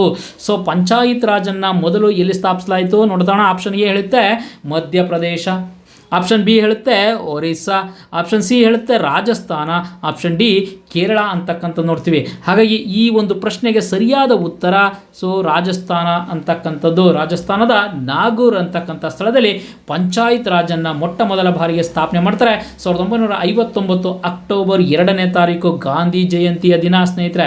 ಬಹಳ ಮುಖ್ಯವಾಗಿ ಅವತ್ತಿನ ಮೊದಲ ಪ್ರಧಾನಮಂತ್ರಿ ಆಗಿರ್ತಕ್ಕಂಥ ಜವಾಹರ್ಲಾಲ್ ನೆಹರೂರವರು ಇದನ್ನು ಉದ್ಘಾಟನೆ ಮಾಡ್ತಕ್ಕಂಥದ್ದು ನಾವು ನೋಡ್ತಾ ಹೋಗ್ತೀವಿ. So option C is the right answer 67ನೇ ಪ್ರಶ್ನೆಗೆ. ನೆಕ್ಸ್ಟ್ 68ನೇ ಪ್ರಶ್ನೆ ನೋಡೋಣ. ಸರ್ವೋಚ್ಚ ನ್ಯಾಯಾಲಯದ ನ್ಯಾಯಾಧೀಶರನ್ನು ಯಾರು ನೇಮಕ ಮಾಡುತ್ತಾರೆ? Very very important. ಸರ್ವೋಚ್ಚ ನ್ಯಾಯಾಲಯದ ನ್ಯಾಯಾಧೀಶರನ್ನು ಅಪಾಯಿಂಟ್ ಮಾಡ್ತಕ್ಕಂಥವ್ರು ಯಾರು ಅಂತ ಹೇಳಿದ್ರೆ ಸೊ ಭಾಳ ಮುಖ್ಯವಾಗಿ ಅವರು ಮುಖ್ಯ ನ್ಯಾಯಾಧೀಶರ, ಸೊ ಉಪರಾಷ್ಟ್ರಪತಿಗಳ, ರಾಷ್ಟ್ರಪತಿಗಳ ಅಥವಾ ಇವುಗಳಲ್ಲಿ ಯಾವುದು ಅಲ್ವಾ? ಸೊ ರಾಷ್ಟ್ರಪತಿಗಳು ಸರ್ವೋಚ್ಚ ನ್ಯಾಯಾಲಯದ ನ್ಯಾಯಾಧೀಶರನ್ನು ಸೊ ನೇಮಕ ಮಾಡುವಂತಹ ಒಂದು ನೇಮಕ ಮಾಡತಕ್ಕಂಥದ್ದನ್ನು ನಾವು ನೋಡ್ತಾ ಹೋಗ್ತೀವಿ. ಹಾಗಾಗಿ option C is the right answer. 68ನೇ ಪ್ರಶ್ನೆಗೆ C is the right answer. Next ಅದಾದ ನಂತರ ಮತ್ತೊಂದು 69ನೇ ಪ್ರಶ್ನೆಯನ್ನು ನಾವು ನೋಡಬೇಕಾಗುತ್ತೆ.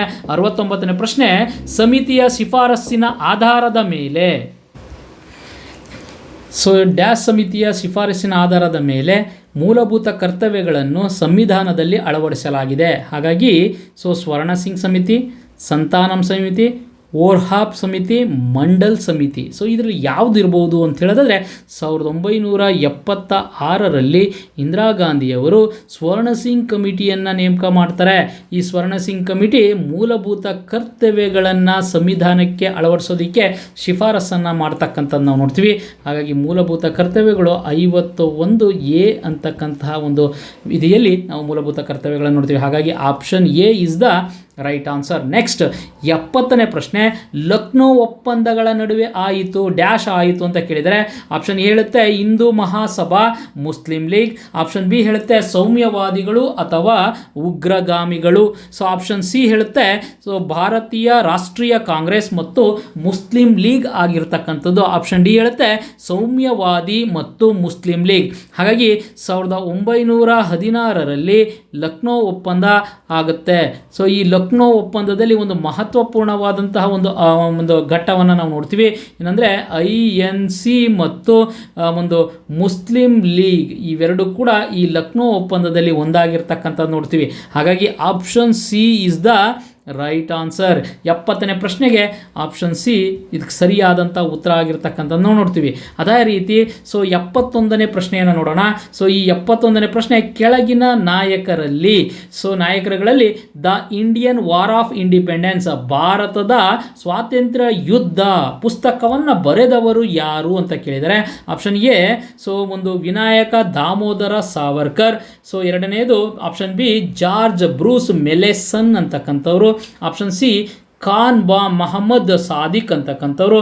ಆಪ್ಷನ್ ಡಿ ಇಕ್ಬಾಲ್ ಹುಸೇನ್ ಅಂತಕ್ಕಂಥವ್ರು. ಸೊ ಈ ನಾಲ್ಕೂರಲ್ಲಿ ಬಹಳ ಮುಖ್ಯವಾಗಿರ್ತಕ್ಕಂಥದ್ದು VD ಸಾವರ್ಕರ್ ಅಂತ ಕರಿತೀವಿ. ಸೊ VD ಸಾವರ್ಕರ್ ಆಗಿರ್ತಕ್ಕಂತಹ ಸೊ ವಿನಾಯಕ ದಾಮೋದರ ಸಾವರ್ಕರ್ ಅಂತಕ್ಕಂಥವ್ರು. ಸೊ ಈ ಪ್ರಶ್ನೆಗೆ ಸರಿಯಾದ ಉತ್ತರ ಆಪ್ಷನ್ ಎ. 71ಕ್ಕೆ ಸರಿಯಾದ ಉತ್ತರ ಆಪ್ಷನ್ ಎ ಆಗಿರ್ತಕ್ಕಂಥದ್ದು ನೋಡ್ತೀವಿ. ನೆಕ್ಸ್ಟ್ 72ನೇ ಪ್ರಶ್ನೆಯನ್ನು ನೋಡೋಣ. 72ನೇ ಪ್ರಶ್ನೆ, ರಾಜ್ಯ ಮಾನವ ಹಕ್ಕುಗಳ ಆಯೋಗದ ಅಧ್ಯಕ್ಷರು ಮತ್ತು ಸದಸ್ಯರನ್ನ ನೇಮಕ ಮಾಡುವರು ಯಾರು ಅಂತ ಕೇಳಿದರೆ ರಾಜ್ಯಪಾಲರು, ಮುಖ್ಯಮಂತ್ರಿಗಳು, ಗೃಹ ಮಂತ್ರಿ. ಸೊ ಇವುಗಳಲ್ಲಿ ಯಾವುದು ಅಲ್ಲ ಅಂತ ಬಂದಿದ್ದಾರೆ.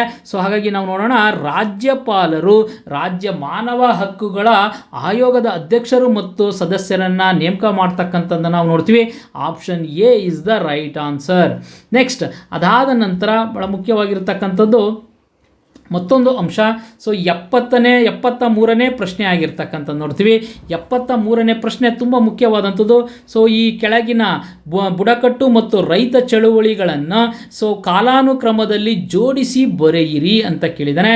ಸೊ ಮುಂಡಾ ದಂಗೆ, ಬೀಲ್ ದಂಗೆ, ರಾಮೋಸಿ ದಂಗೆ, ಕೋಲ್ ದಂಗೆ ಅಂತಕ್ಕಂಥದ್ದು ನಾವು ನೋಡಬೇಕಾಗುತ್ತೆ. ಸೊ ಈ ದಂಗೆಗಳಿಗೆ ಅನುಗುಣವಾಗಿ ಸೊ ಏನು ಮಾಡ್ತಾರೆ, ಕಾಲಾನುಕ್ರಮವನ್ನು ನೀವು ಜೋಡಿಸಬೇಕಾಗುತ್ತೆ. ಸೊ ಹಾಗಾಗಿ ಮುಂಡರ ದಂಗೆ ಅಂತಕ್ಕಂಥದ್ದು 1899ರಿಂದ 1900ರ ನಡುವೆ ನಡೆದಂಥ ಒಂದು ದಂಗೆ. ಅದೇ ರೀತಿ 1818ರಲ್ಲಿ ಆದಂತಹ ದಂಗೆ. ಅದೇ ರೀತಿ 1878ರಲ್ಲಿ ಆದಂಥ ದಂಗೆ. ಕೋಲ್ ದಂಗೆ 1837ರಲ್ಲಿ ಆದಂಥ 31ರಲ್ಲಿ ಆದಂಥ ದಂಗೆ. ಸೊ ಹಾಗಾಗಿ ಇದನ್ನು ಅನುಸರಿಸಿ ನಾವೇನು ಮಾಡಬೇಕಾಗತ್ತೆ, ಸೊ 2, 4, ಸೊ ಭಾಳ ಮುಖ್ಯವಾಗಿ 2, 4 ಆಗಿರ್ತಕ್ಕಂಥದ್ದು. ಸೊ ಅದೇ ರೀತಿ 3 ಮತ್ತು 1 ಆಗಿರ್ತಕ್ಕಂಥದ್ದು ನೋಡ್ತೀವಿ ಇಲ್ಲಿ. ಸೊ 3 ಮತ್ತು 1 ಈ ರೀತಿಯ ಆಪ್ಷನ್ ಇರಬೇಕಾಗುತ್ತೆ. ಆದರೆ ಈ ಕೊಟ್ಟಿರ್ತಕ್ಕಂಥ ಆಪ್ಷನ್ಗಳಲ್ಲಿ ಈ ರೀತಿಯ ಆಪ್ಷನ್ಸ್ ಇಲ್ಲ, ಯಾಕೆಂದರೆ 2 ಆದಮೇಲೆ 4 ಆಪ್ಷನ್ಸ್ ಬರಬೇಕಿತ್ತು, ಇಲ್ಲಿ 1 ಬಂದಿದೆ. ಹಾಗಾಗಿ ನಾವು ಇದನ್ನು ಸ್ಟಾರ್ ಮಾರ್ಕನ್ನು ಇಟ್ಟಿದ್ದೀವಿ. ನೋಡೋಣ ಯಾವ ರೀತಿಯಾದಂಥ ಒಂದು ಆನ್ಸರ್ ಕೊಡ್ತಾನೆ, ಅಥವಾ ಗ್ರೇಸ್ ಕೊಡ್ತಾನೆ, ಅಥವಾ ಬೇರೆ ಯಾವುದು ಆನ್ಸರ್ ಕೊಡ್ತಾನೆ ಅಂತಕ್ಕಂಥ ನಾವು ಕಾದು ನೋಡಬೇಕಾಗುತ್ತೆ. ಸೊ ಹಾಗಾಗಿ ಈ ಪ್ರಶ್ನೆಯನ್ನು ಹೀಗೆ ನಾನು ಬಿಟ್ಟಿರ್ತೀನಿ. ಸೊ ಇದೊಂದಕ್ಕೆ ಸ್ಟಾರ್ ಮಾರ್ಕ್, ಯಾಕೆಂದರೆ ಇಲ್ಲಿ ಇದು ಆಪ್ಷನ್ಗಳಿಗೆ ಮ್ಯಾಚ್ ಆಗ್ತಾ ಇರೋದಿಲ್ಲ. ಹಾಗಾಗಿ ಸೊ ನೆಕ್ಸ್ಟ್ ಅದಾದ ನಂತರ 74ನೇ ಪ್ರಶ್ನೆಯನ್ನು ನಾವು ನೋಡ್ತಾ ಹೋಗೋಣ. ಪ್ರೋಟೀನ್ನ ಮುಖ್ಯ ಘಟಕ ಯಾವುದು ಅಂತ ಕೇಳಿದ್ದಾನೆ. ಸೊ ಇದು 74ನೇ ಪ್ರಶ್ನೆ. 74ನೇ ಪ್ರಶ್ನೆಗೆ ಗಿಜರಾಲ್, ಸೊ ಅಮಿನೋ ಆಮ್ಲ, ಲ್ಯಾಕ್ಟಿಕ್ ಆಮ್ಲ, ಸೊ ಪಾಲ್ಮಿಟಿಕ್ ಆಮ್ಲ ಅಂತಕ್ಕಂಥದ್ದು. ಸೊ ಹಾಗಾಗಿ ಈ 74ನೇ ಪ್ರಶ್ನೆಗೆ ಸರಿಯಾದ ಉತ್ತರ, so very very important, amino ಆಮ್ಲ. ಅಮೈನೋ ಆಮ್ಲ, ಪ್ರೋಟೀನಲ್ಲಿ ಅಮೈನೋ ಆಮ್ಲ ಇರ್ತಕ್ಕಂಥದ್ದನ್ನು ನಾವು ನೋಡ್ತಾ ಹೋಗ್ತೀವಿ. ಸೊ ಭಾಳ ಮುಖ್ಯವಾಗಿ ನೆಕ್ಸ್ಟ್ 75ನೇ ಪ್ರಶ್ನೆ. ಸೊ 75ನೇ ಪ್ರಶ್ನೆ, ನಳಂದ ವಿಶ್ವವಿದ್ಯಾಲಯವನ್ನು ಸ್ಥಾಪಿಸಿದವರು ಯಾರು? So option A Chandragupta, option B ಒಂದು ಕುಮಾರಗುಪ್ತ, ಅದೇ ರೀತಿ option C Skandagupta, option D so Samudragupta ಅಂತಕ್ಕಂಥದ್ದು ನೋಡ್ತೀವಿ. ಸೊ ಹಾಗಾಗಿ ಈ ಪ್ರಶ್ನೆಗೆ ಸರಿಯಾದ ಉತ್ತರ ಕುಮಾರಗುಪ್ತ ಅಂತಕ್ಕಂಥವನು. ಸೊ ಕ್ರಿಸ್ತಶಕ 427ರಲ್ಲಿ ಸೊ ಬಿಹಾರದಲ್ಲಿ ಇದನ್ನು ಸ್ಥಾಪನೆ ಮಾಡ್ತಾನೆ. ಸೊ ಹಾಗಾಗಿ ಸೊ ಈ ಗುಪ್ತ ಮನೆತನದವರು ಸೊ ನಳಂದ ವಿಶ್ವವಿದ್ಯಾಲಯವನ್ನು ಸ್ಥಾಪನೆ ಮಾಡ್ತಾರೆ. ಮುಂದೆ ಬರ್ತಕ್ಕಂತಹ ರಾಜವಂಶಗಳು ಇದಕ್ಕೆ ಹೆಚ್ಚಿನ ಪ್ರೋತ್ಸಾಹವನ್ನು ಕೊಟ್ಟಿರ್ತಕ್ಕಂಥದ್ದು ನೋಡ್ತೀವಿ. ಅದರಲ್ಲೂ ಮುಖ್ಯವಾಗಿ ಹರ್ಷವರ್ಧನ ಇದಕ್ಕೆ ಹೆಚ್ಚಿನ ಪ್ರೋತ್ಸಾಹವನ್ನು ಕೊಟ್ಟಿರ್ತಕ್ಕಂಥದ್ದು ನೋಡ್ತೀವಿ. ಹಾಗಾಗಿ option B is the right answer 75ನೇ ಪ್ರಶ್ನೆಗೆ, ಭಾಳ ಮುಖ್ಯವಾಗಿರ್ತಕ್ಕಂಥದ್ದು. ನಮ್ಮ ಮುಂದಿನ ಪ್ರಶ್ನೆಯನ್ನು ನೋಡೋಣ. 76. ಸೊ 76ನೇ ಪ್ರಶ್ನೆ ಹೇಳುತ್ತೆ, ಭಾರತದಲ್ಲಿ ವಹಾಬಿ ಚಳುವಳಿಯನ್ನು ಯಾರು ಆರಂಭಿಸಿದರು? ಸೊ ಆಪ್ಷನ್ ಎ ರಾಯ್ ಬರೇಲಿಯಾ Syed Ahmad, option B so Dadu Miyan, option C Haji Shariatullah, option D Mohammad Ali ಅಂತಕ್ಕಂಥದ್ದು. ಸೊ ಈ ಒಂದು 76ನೇ ಪ್ರಶ್ನೆಗೆ ಸರಿಯಾದ ಉತ್ತರ ಹಾಜಿ ಶರಿಯತ್ ಉಲ್ಲಾ. ಹಾಜಿ ಶರಿಯಾತ್ ಹುಲ್ಲಾ ಅಂತಕ್ಕಂಥವ್ರು ಇದಕ್ಕೆ ಸರಿಯಾದಂಥ ಉತ್ತರ ಆಗಿರ್ತಕ್ಕಂಥದ್ದು. ನೆಕ್ಸ್ಟ್ 77ನೇ ಪ್ರಶ್ನೆ. ಸೊ 77ನೇ ಪ್ರಶ್ನೆ, ಸೊ BSI ಮತ್ತು ZSI ಎಂದರೇನು ಅಂತ ಕೇಳಿದ್ದಾನೆ. So the botanical, option A the botanical survey of India ಮತ್ತು zoological survey of India, option B the botanical survey of India ಮತ್ತು zoological survey of India, option B. So option C the basic survey of India ಮತ್ತು zonary survey of India, option D the basic service of India ಮತ್ತು zonary service of India ಅಂತಕ್ಕಂಥದ್ದು. So ಹಾಗಾದರೆ ಇದಕ್ಕೆ ಸರಿಯಾದ ಉತ್ತರವನ್ನು ನೋಡೋದಾದರೆ the botanical survey of India ಮತ್ತು zoological survey of India ಅಂತಕ್ಕಂಥದ್ದು ಇದಕ್ಕೆ ಸರಿಯಾದ ಉತ್ತರ. 77ನೇ ಪ್ರಶ್ನೆಗೆ option A is the right answer. Next 78ನೇ ಪ್ರಶ್ನೆ. ಸೊ ಕೆಳಗಿನವುಗಳಲ್ಲಿ ಪ್ಲಾಸ್ಟರ್ ಆಫ್ ಪ್ಯಾರಿಸ್, ಸೊ ಇದರ ಸೂತ್ರ ಏನು ಅಂತ ಕೇಳಿದ್ದಾನೆ. ಸೊ CaSO4H2O ಅಂತಕ್ಕಂಥದ್ದು, CA ಒಂದು Cl2, ಅದೇ ರೀತಿ CaSO4, ಅದೇ ರೀತಿ option D CaSO4 of H2O ಅಂತಕ್ಕಂಥದ್ದನ್ನ ನಾವು ನೋಡ್ತಾ ಹೋಗ್ತೀವಿ. ಹಾಗಾದರೆ ಇದಕ್ಕೆ ಸರಿಯಾದ ಉತ್ತರ ಸೊ CaSO4 ಆಫ್ H2O ಅಂತಕ್ಕಂಥದ್ದು ಪ್ಲಾಸ್ಟರ್ ಆಫ್ ಪ್ಯಾರಿಸ್ನ ಒಂದು ಭಾಳ ಮುಖ್ಯವಾಗಿರ್ತಕ್ಕಂಥದ್ದು ನಾವು ನೋಡ್ತೀವಿ. ಇದಕ್ಕೆ ಸರಿಯಾದಂತಹ ಉತ್ತರ ಆಗಿರ್ತಕ್ಕಂಥದ್ದು. ನೆಕ್ಸ್ಟ್ 79ನೇ ಪ್ರಶ್ನೆಯನ್ನು ನೋಡೋಣ. ಸೊ ಈ 79ನೇ ಪ್ರಶ್ನೆ ಬಹಳಷ್ಟು ಕನ್ಫ್ಯೂಷನ್ ಮಾಡುವಂತಹ ಪ್ರಶ್ನೆ. ಹಾಗಾಗಿ ಈ ಪ್ರಶ್ನೆಯನ್ನು ಸರಿಯಾಗಿ ಓದಿ ಅರ್ಥ ಮಾಡ್ಕೊಂಡಿರೋರು ಮಾತ್ರ ಈ ಪ್ರಶ್ನೆಯನ್ನು ಅಟೆಂಡ್ ಮಾಡ್ತಾರೆ ಅಂತಕ್ಕಂಥದ್ದು. ಸೊ ಹೀಗಾಗಿ 79ನೇ ಪ್ರಶ್ನೆಗೆ ಸಾಕಷ್ಟು ಜನರ ಒಂದು ಕೆಲವರು ತಪ್ಪು ಕೊಟ್ಟಿರ್ಬೋದು, ಕೆಲವರು ಸರಿಯನ್ನು ಮಾಡಿರ್ಬೋದು. ಸೊ ಸರಿಯಾಗಿ ಓದಿಕೊಂಡಿರ್ತಕ್ಕಂಥವ್ರು, ಭಾರತದಲ್ಲಿ ಇಂಗ್ಲೀಷ್ ಶಿಕ್ಷಣವನ್ನು ಪರಿಚಯಿಸಿದ ಭಾರತದ ಗವರ್ನರ್ ಜನರಲ್. ಸೊ ಇಲ್ಲಿ ಗವರ್ನರ್ ಜನರಲ್, ಭಾರತದ ಗವರ್ನರ್ ಜನರಲ್ ಅನ್ನು ಕೇಳಿದರೆ ಸ್ನೇಹಿತರೆ, ಹಾಗಾಗಿ ಪ್ರಶ್ನೆಯನ್ನು ಕರೆಕ್ಟಾಗಿ ಅರ್ಥ ಮಾಡ್ಕೊಳ್ಬೇಕು. Option A lord Macaulay, option B lord Hastings, option C lord Curzon, option D lord Bentinck. So ಹಾಗಾಗಿ ಭಾರತದ ಮೊಟ್ಟ ಮೊದಲ ಗವರ್ನರ್ ಜನರಲ್ ಆಗಿರ್ತಕ್ಕಂತಹ ಲಾರ್ಡ್ ಬೆಂಟಿಂಗ್ ಅಂತಕ್ಕಂಥವನು ಭಾರತದಲ್ಲಿ ಇಂಗ್ಲೀಷ್ ಭಾಷೆಯನ್ನು ಪರಿಚಯಿಸಿದಂತಹ ಭಾರತದ ಗವರ್ನರ್ ಜನರಲ್ ಆಗಿರ್ತಕ್ಕಂಥದ್ದು ನೋಡ್ತೀವಿ. ಹಾಗಾಗಿ ಆಪ್ಷನ್ ಡಿ ಇದರ ರೈಟ್ ಆನ್ಸರ್. 1835ರಲ್ಲಿ ಮಾರ್ಚ್ 7ನೇ ತಾರೀಕು ಭಾರತದಲ್ಲಿ ಇಂಗ್ಲೀಷನ್ನು ಒಂದು ಭಾಷೆಯಾಗಿ ಪರಿಚಯವನ್ನು ಮಾಡಿಕೊಟ್ಟಿದ್ದನ್ನು ನಾವು ನೋಡ್ತಾ ಹೋಗ್ತೀವಿ. ಹಾಗಾಗಿ option D is the right answer. Next ಮುಂದಿನದಾಗಿ ನೋಡೋದಾದರೆ ಮುಂದಿನ ಪ್ರಶ್ನೆಯನ್ನು ನೋಡ್ತಾ ಹೋಗೋಣ.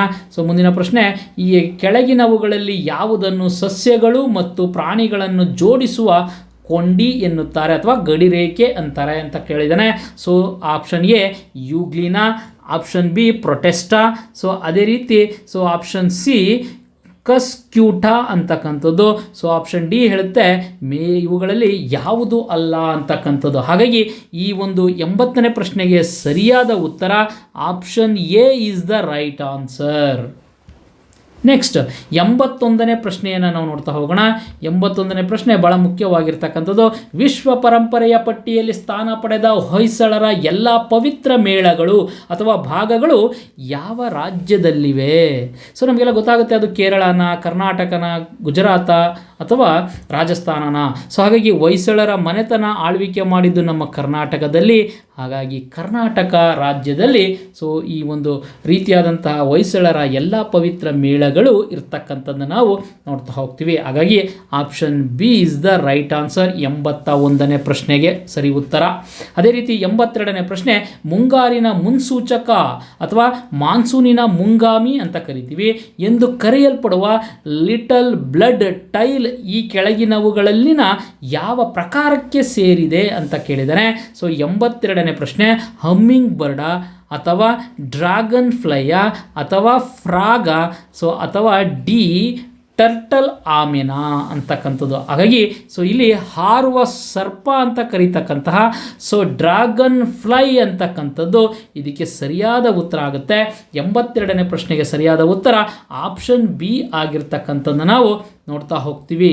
ನೆಕ್ಸ್ಟ್ ಮುಂದಿನದಾಗಿರ್ತಕ್ಕಂತಹ ಪ್ರಶ್ನೆ 83ನೇ ಪ್ರಶ್ನೆ, ಟಿಯಾನ್ಜೋ 2 ಒಂದು ಬಾಹ್ಯಾಕಾಶ ನೌಕೆ, ಇದು ಯಾವ ದೇಶಕ್ಕೆ ಸೇರಿದ್ದು?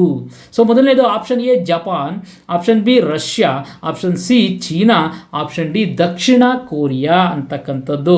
ಹಾಗಾಗಿ ಇದಕ್ಕೆ ಒಂದು ಬಹಳ ಮುಖ್ಯವಾಗಿರ್ತಕ್ಕಂಥದ್ದು ಉತ್ತರವನ್ನು ನೋಡಬೇಕಾಗತ್ತೆ. ಚೀನಾ ಅಂತಕ್ಕಂಥದ್ದು ಇದಕ್ಕೆ ಸರಿಯಾದ ಉತ್ತರ ಆಗಿರ್ತಕ್ಕಂಥದ್ದು ನಾವು ನೋಡ್ತೀವಿ. ಆಪ್ಷನ್ ಅಂದರೆ 83ನೇ ಪ್ರಶ್ನೆಗೆ ಆಪ್ಷನ್ ಸಿ ರೈಟ್ ಆನ್ಸರ್ ಆಗಿರ್ತದೆ. ನೆಕ್ಸ್ಟ್ ಅದೇ ರೀತಿಯಾಗಿ 84ನೇ ಪ್ರಶ್ನೆಯನ್ನು ನೋಡೋಣ. ಸಾಗರ ಸಮೃದ್ಧಿ ಇದು ಯಾವ ಕೇಂದ್ರ ಸಚಿವಾಲಯದ ಉಪಕ್ರಮ? ಅದು ರಕ್ಷಣಾ ಸಚಿವಾಲಯ, ಆಪ್ಷನ್ ಬಿ ಜಲಶಕ್ತಿ ಒಂದು ಸಚಿವಾಲಯ, ಅದೇ ರೀತಿ ಆಪ್ಷನ್ ಸಿ ಬಂದರುಗಳು, ಹಡಗು ಮತ್ತು ಜಲಮಾರ್ಗಗಳ ಸಚಿವಾಲಯ, ಆಪ್ಷನ್ ಡಿ ಬಾಹ್ಯ ವ್ಯವಹಾರಗಳ ಸಚಿವಾಲಯ.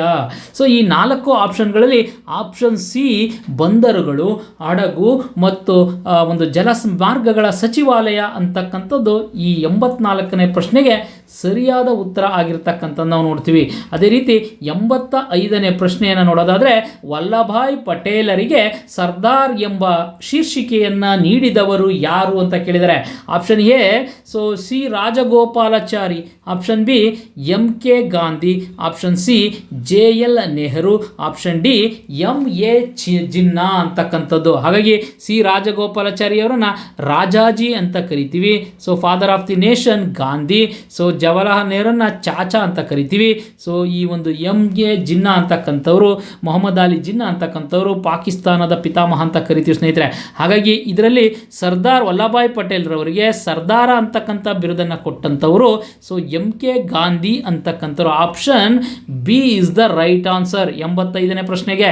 ನೆಕ್ಸ್ಟ್ ಅದೇ ರೀತಿಯಾಗಿ 86ನೇ ಪ್ರಶ್ನೆ, ಕೆಳಗಿನವರುಗಳಲ್ಲಿ ಯಾರು ಮಾರ್ಚ್ 1946ರಲ್ಲಿ ಭಾರತಕ್ಕೆ ಆಗಮಿಸಿದ ಬ್ರಿಟಿಷ್ ಕ್ಯಾಬಿನೆಟ್ ಮಿಷನ್ನ ಸದಸ್ಯ ಅಲ್ಲ ಅಂತಕ್ಕಂಥದ್ದು ಕೇಳಿದರೆ. ಹಾಗಾಗಿ ಆಪ್ಷನ್ ಎ ಒಂದು AV Alexander, Stafford Cripps, option C Pethick Lawrence, ಅದೇ ರೀತಿ option D Campbell Johnson ಅಂತಕ್ಕಂಥವ್ರು. ಈ 3 ಜನ ಏನಿದ್ದಾರೆ 1946ರಲ್ಲಿ ಮಾರ್ಚ್ ತಿಂಗಳಲ್ಲಿ ಭಾರತಕ್ಕೆ ಬರ್ತಾರೆ. ಸೊ ಅದು ಯಾರ ಒಂದು ಅಧ್ಯಕ್ಷತೆಯಲ್ಲಿ ಅಂತ ಹೇಳಿದ್ರೆ ಫೆಥಿಕ್ ಲಾರೆನ್ಸ್ ರವರ ಅಧ್ಯಕ್ಷತೆಯಲ್ಲಿ ಇವ್ರು 3 ಜನ ಬರ್ತಾರೆ. ಆದರೆ ಕ್ಯಾಂಪ್ಬೆಲ್ ಜಾನ್ಸನ್ ಅಂತಕ್ಕಂಥವ್ರು ಈ ಒಂದು ಕ್ಯಾಬಿನೆಟ್ ಮಿಷನ್ನ ಸದಸ್ಯರಾಗಿರೋದಿಲ್ಲ. ಹಾಗಾಗಿ option D is the right answer. 86ನೇ ಪ್ರಶ್ನೆಗೆ ಆಪ್ಷನ್ ಡಿ ಸರಿಯಾದ ಉತ್ತರ ಆಗಿರ್ತಕ್ಕಂಥದ್ದು ನಾವು ನೋಡ್ತೀವಿ. ಮೋಸ್ಟ್ ಆಫ್ ಆಲ್ ಕ್ವಶನ್ಸ್ ಈ ಒಂದು ಕ್ವಶನ್ ಯಾವಾಗಲೂ ಎಲ್ಲ ಎಕ್ಸಾಮ್ಗೂ ಕೂಡ ಇದು ರಿಪೀಟ್ ಆಗ್ತಾ ಇರತಕ್ಕಂಥದ್ದು ನಾವು ನೋಡ್ತೀವಿ. ಮೊದಲನೇ ಲೋಕಸಭೆಯ ಸ್ಪೀಕರ್ ಅಥವಾ ಸಭಾಪತಿ ಯಾರಾಗಿದ್ದರು? ಹುಕುಂ ಸಿಂಗ್, ಜಿ ವಿ ಮಾಳವಾಂಕರ್, ಅದೇ ರೀತಿ KM Munshi, D UN Dhebar ಅಂತಕ್ಕಂಥವ್ರು ನೋಡ್ತೀವಿ.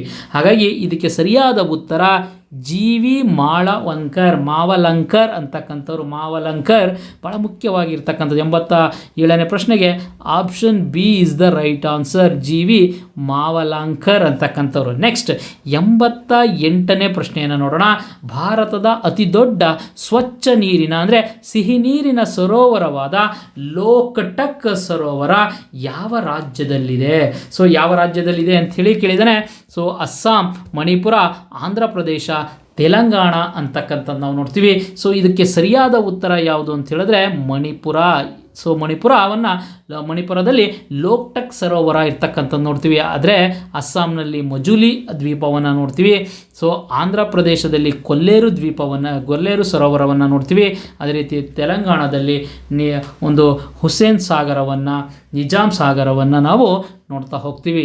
ಇದಕ್ಕೆ ಸಂಬಂಧಪಟ್ಟಂಗೆ ಹಾಗಾಗಿ 88ನೇ ಪ್ರಶ್ನೆಗೆ option B is the right answer. ಭಾಳ ಮುಖ್ಯವಾದಂಥದ್ದು. ನೆಕ್ಸ್ಟ್ ಅದೇ ರೀತಿಯಾಗಿ ಮುಂದಿನ ಪ್ರಶ್ನೆಯನ್ನು ನೋಡೋಣ. ಮುಂದಿನ ಪ್ರಶ್ನೆ 89ನೇ ಪ್ರಶ್ನೆ. ಅನುವ್ರತದ ಪರಿಕಲ್ಪನೆಗೆ ಸಮರ್ಥನೆಯನ್ನು ನೀಡಿದ್ದು? ಆಪ್ಷನ್ ಎ ಬೌದ್ಧ ಧರ್ಮದ ಮಹಾಯಾನ, ಆಪ್ಷನ್ ಬಿ ಬೌದ್ಧ ಧರ್ಮದ ಹೀನಯಾನ, ಅದೇ ರೀತಿ ಆಪ್ಷನ್ ಸಿ ಜೈನ ಧರ್ಮ, ಆಪ್ಷನ್ ಡಿ ದ ಲೋಕಾಯತ ಶಾಲೆ. ಹಾಗಾಗಿ ಇದಕ್ಕೆ ಸರಿಯಾದ ಉತ್ತರ ಯಾವುದು ಅಂತ ಹೇಳಿದ್ರೆ ಜೈನ ಧರ್ಮ ಅಂತಕ್ಕಂಥದ್ದು ಇದಕ್ಕೆ ಸರಿಯಾದ ಉತ್ತರ. ಹಾಗಾಗಿ 89ನೇ ಪ್ರಶ್ನೆಗೆ option C is the right answer ಆಗಿರ್ತಕ್ಕಂಥದ್ದು. ನೆಕ್ಸ್ಟ್ 90ನೇ ಪ್ರಶ್ನೆಯನ್ನು ನೋಡಬೇಕಾಗುತ್ತೆ. ಈ ಕೆಳಗಿನವುಗಳಲ್ಲಿ ಯಾವ ತಿದ್ದುಪಡಿಯಿಂದ ಆಸ್ತಿಯ ಹಕ್ಕನ್ನು ಮೂಲಭೂತ ಹಕ್ಕುಗಳ ಪಟ್ಟಿಯಿಂದ ತೆಗೆಯಲಾಗಿದೆ? ಭಾಳಷ್ಟು ಸಲ ಹಿಂದೆನೂ ಕೂಡ ನಾವು ಅದ್ರ ಬಗ್ಗೆ ಮಾತಾಡಿದ್ದೋ. ಅದು 42ನೇ ತಿದ್ದುಪಡಿ, 43ನೇ ತಿದ್ದುಪಡಿ, 44ನೇ ತಿದ್ದುಪಡಿ, 45ನೇ ತಿದ್ದುಪಡಿ ಅಂತಕ್ಕಂಥದ್ದು. ಹಾಗಾಗಿ option C is the right answer.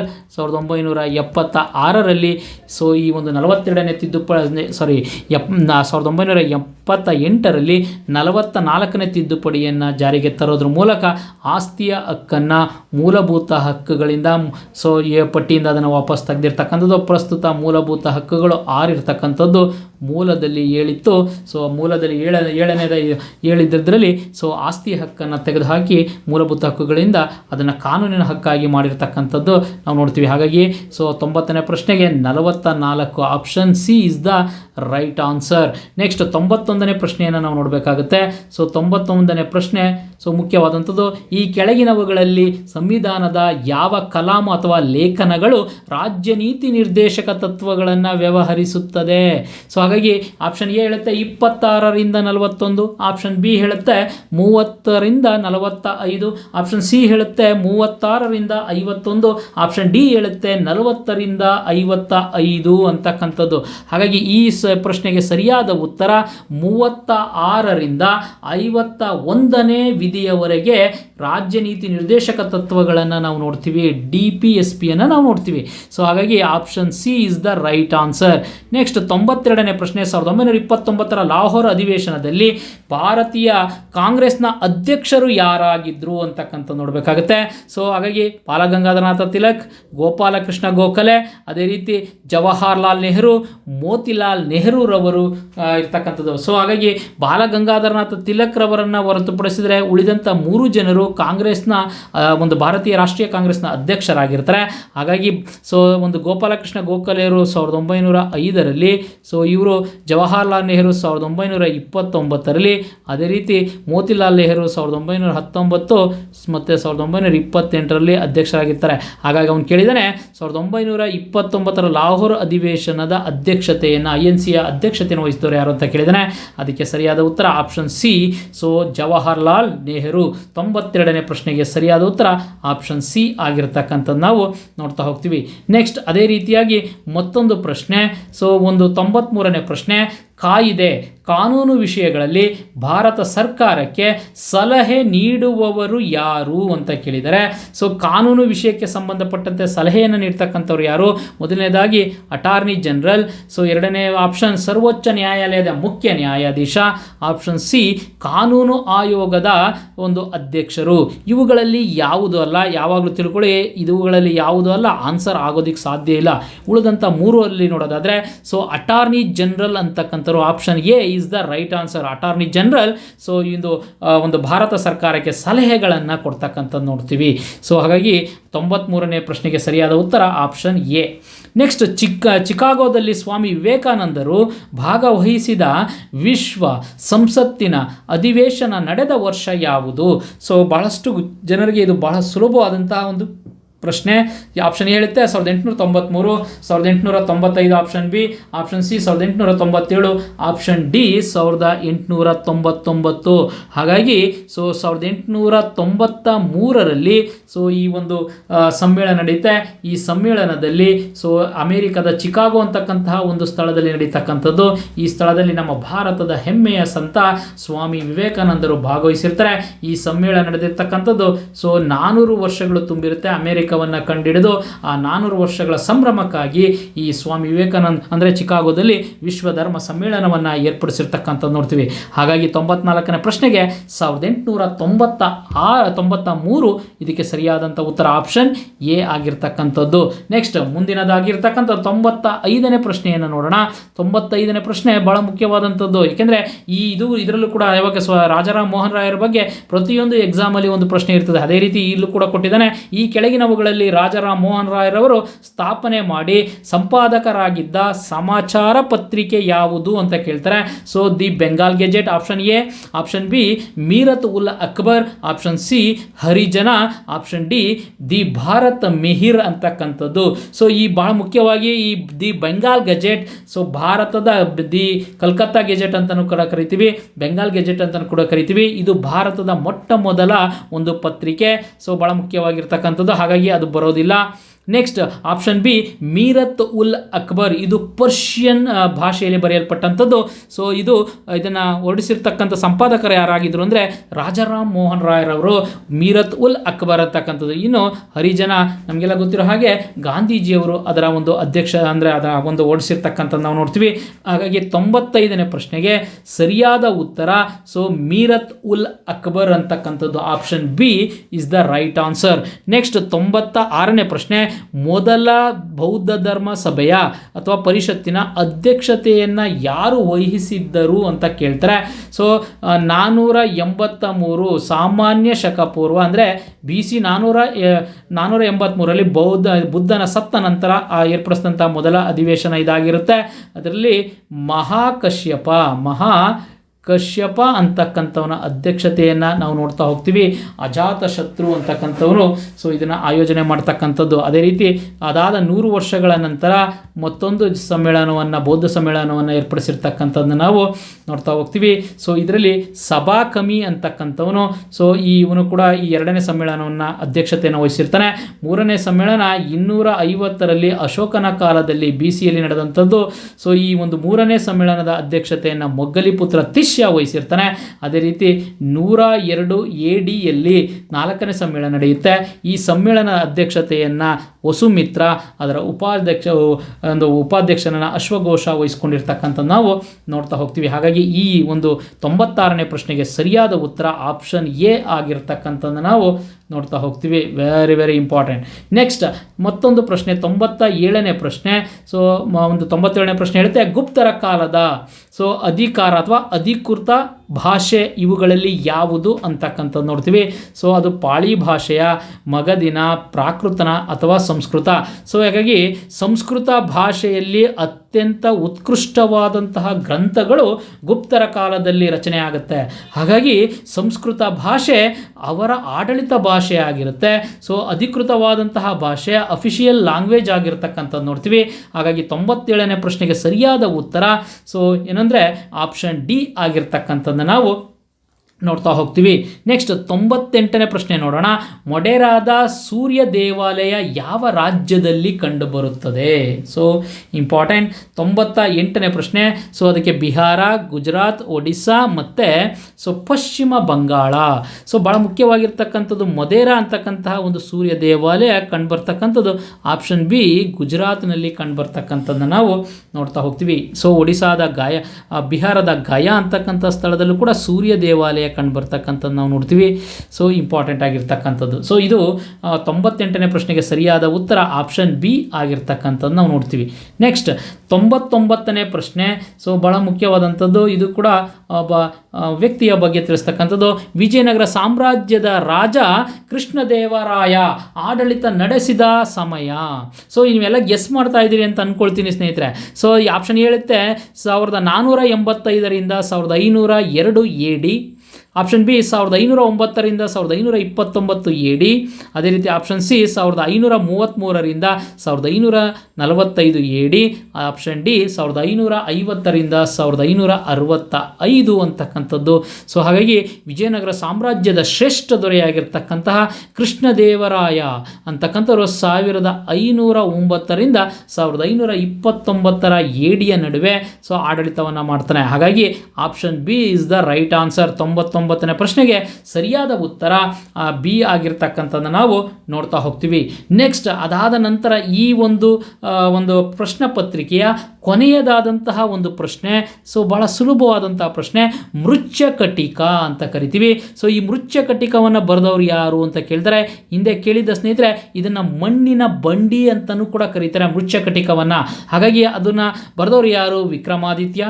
So ಅದನ್ನು ಬರೆದವರು ಶೂದ್ರಕ, ಅಥವಾ ಅದನ್ನು ಬರೆದವರು ಕಲ್ಲಣ, ಅದನ್ನು ಬರೆದವರು ಬಾಣಭಟ್ಟ ಅಂತಕ್ಕಂಥವ್ರು. ಸೊ ಈ 4 ಜನರಲ್ಲಿ ಯಾರು ಮೃಚ್ಛಕಟಿಕವನ್ನು ಬರೆದವರು ಅಂದರೆ ಶೂದ್ರಕ ಅಥವಾ ಶೂದ್ರಕ ಅಂತಕ್ಕಂಥವ್ರು ಸೊ ಮೃಚ್ಛಕಟಿಕವನ್ನು ಬರೆದಿರ್ತಕ್ಕಂಥದ್ದನ್ನು ನಾವು ನೋಡ್ತಾ ಹೋಗ್ತೀವಿ. ಕಲ್ಲಣನ ರಾಜತರಂಗಿಣಿ, ಬಾಣಭಟ್ಟನ ಹರ್ಷಚರಿತೆ ಅಂತಕ್ಕಂಥದ್ದು.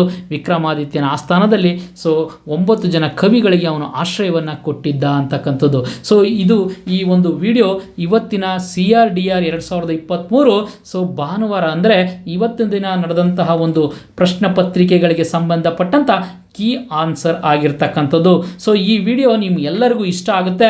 ಸೊ ಈ ವಿಡಿಯೋದಲ್ಲಿ ಎಲ್ಲ ಪ್ರಶ್ನೆಗಳಿಗೂ ಸರಿಯಾದಂತಹ ಉತ್ತರಗಳನ್ನು ನಾವು ನೀಡಿದ್ದೀವಿ. ಸೊ ಹಾಗಾಗಿ ಈ ಒಂದು ಹೆಚ್ಚಿನದಾಗಿ ನೀವು ಸೊ ನಮಗೆ ಒಂದು ಏನಂತ ಹೇಳಿದ್ರೆ ಭಾಳ ನಿಮ್ಮ ಒಂದು ಕಮೆಂಟನ್ನು ನಮಗೆ ತಿಳಿಸ್ಬೇಕಾಗತ್ತೆ. ಹಾಗಾಗಿ ನೀವು ಒಂದು ಸಬ್ಸ್ಕ್ರೈಬನ್ನು ಮಾಡೋದ್ರ ಮೂಲಕ, ಪಕ್ಕದಲ್ಲಿರ್ತಕ್ಕಂಥ ಬೆಲ್ ಐಕಾನನ್ನು ಒತ್ತೋದ್ರ ಮೂಲಕ, ಜೊತೆಗೆ ಸಾಕಷ್ಟು ಜನರಿಗೆ ಇದನ್ನು ಶೇರ್ ಮಾಡೋದ್ರ ಮೂಲಕ, ಜೊತೆಗೆ ಹೆಚ್ಚಿನದಾಗಿ ಕಮೆಂಟನ್ನು ಮಾಡೋದ್ರ ಮೂಲಕ, ಜೊತೆಗೆ ಇಲ್ಲಿರ್ತಕ್ಕಂಥದ್ದು ಈಗ ಯಾರಾದರೂ ಕೂಡ ಈ ವಿಡಿಯೋವನ್ನು ಹೊಸದಾಗಿ ನೋಡ್ತಾ ಇದ್ದರೆ ಸೊ ಅವರು ಕೂಡ ನೀವು ಈ ಒಂದು ನಮ್ಮ ಸ್ಪರ್ಧಾ ಲೈನ್ಸ್ ಯೂಟ್ಯೂಬ್ ಚಾನಲ್ಗೆ ಒಂದು ಸಬ್ಸ್ಕ್ರೈಬನ್ನು ಮಾಡೋದ್ರ ಮೂಲಕ, ಜೊತೆಗೆ ನಮ್ಮ ಸ್ಪರ್ಧಾ ಲೈನ್ಸಲ್ಲಿ ಟೆಲಿಗ್ರಾಮ್ ಚಾನಲ್ ಕೂಡ ಇದೆ. ಈ ಟೆಲಿಗ್ರಾಮ್ ಚಾನಲಲ್ಲಿ ನಾವು ಏನು ಪಾಠ ಮಾಡಿರ್ತೀವಿ ಅಥವಾ ನಮ್ಮ ಈ ಒಂದು ಯೂಟ್ಯೂಬ್ ಚಾನಲಲ್ಲಿ ಏನೇನು ಬಂದಿರುತ್ತೆ ಅವೆಲ್ಲದ ಪ್ರಶ್ನೆಗಳನ್ನು ನಾವು ಅಲ್ಲಿ ಒಂದು ಡಿಸ್ಕ್ರಿಪ್ಟ್ ಅಂದರೆ ಒಂದು MCQ ಕ್ವಶನ್ಸ್ಗಳನ್ನು ನಾವು ಅಲ್ಲಿ ಹಾಕ್ತೀವಿ. ಸೊ ಹಾಗಾಗಿ ನೀವು ಅದನ್ನು ಉಪಯೋಗವನ್ನು ಪಡ್ಕೊಳ್ಬೋದು. ಸೊ ಈ ಒಂದು ಎಲ್ಲವನ್ನು ಉಪಯೋಗವನ್ನು ಪಡ್ಕೊಂಡು ನೀವು ಒಂದು ಗೌರ್ಮೆಂಟ್ ನೌಕರಿಯನ್ನು ಪಡಿಬೇಕು ಅಂತಕ್ಕಂಥದ್ದು ನಮ್ಮ ಉದ್ದೇಶ ಆಗಿರುತ್ತೆ. ಹಾಗಾಗಿ ಇವೆಲ್ಲವನ್ನು ನೀವು ಅನುಸರಿಸಬೇಕಾಗುತ್ತೆ. ಸೊ ಈ ಒಂದು ಈ ಡಿಸ್ಕಷನಲ್ಲಿ ಭಾಗವಹಿಸಿರ್ತಕ್ಕಂತಹ ಎಲ್ಲ ನನ್ನ ಆತ್ಮೀಯ ಸ್ಪರ್ಧಾರ್ಥಿಗಳಿಗೆ ಸೊ ನನಗೊಂದು ಆಲ್ ದ ಬೆಸ್ಟ್ ಹೇಳ್ತಾ ಸೊ ನನ್ನ ಈ ಒಂದು ಡಿಸ್ಕಷನನ್ನು ನಾನು ಇಲ್ಲಿಗೆ ಮುಕ್ತಾಯಗೊಳಿಸ್ತೀನಿ. Thank you.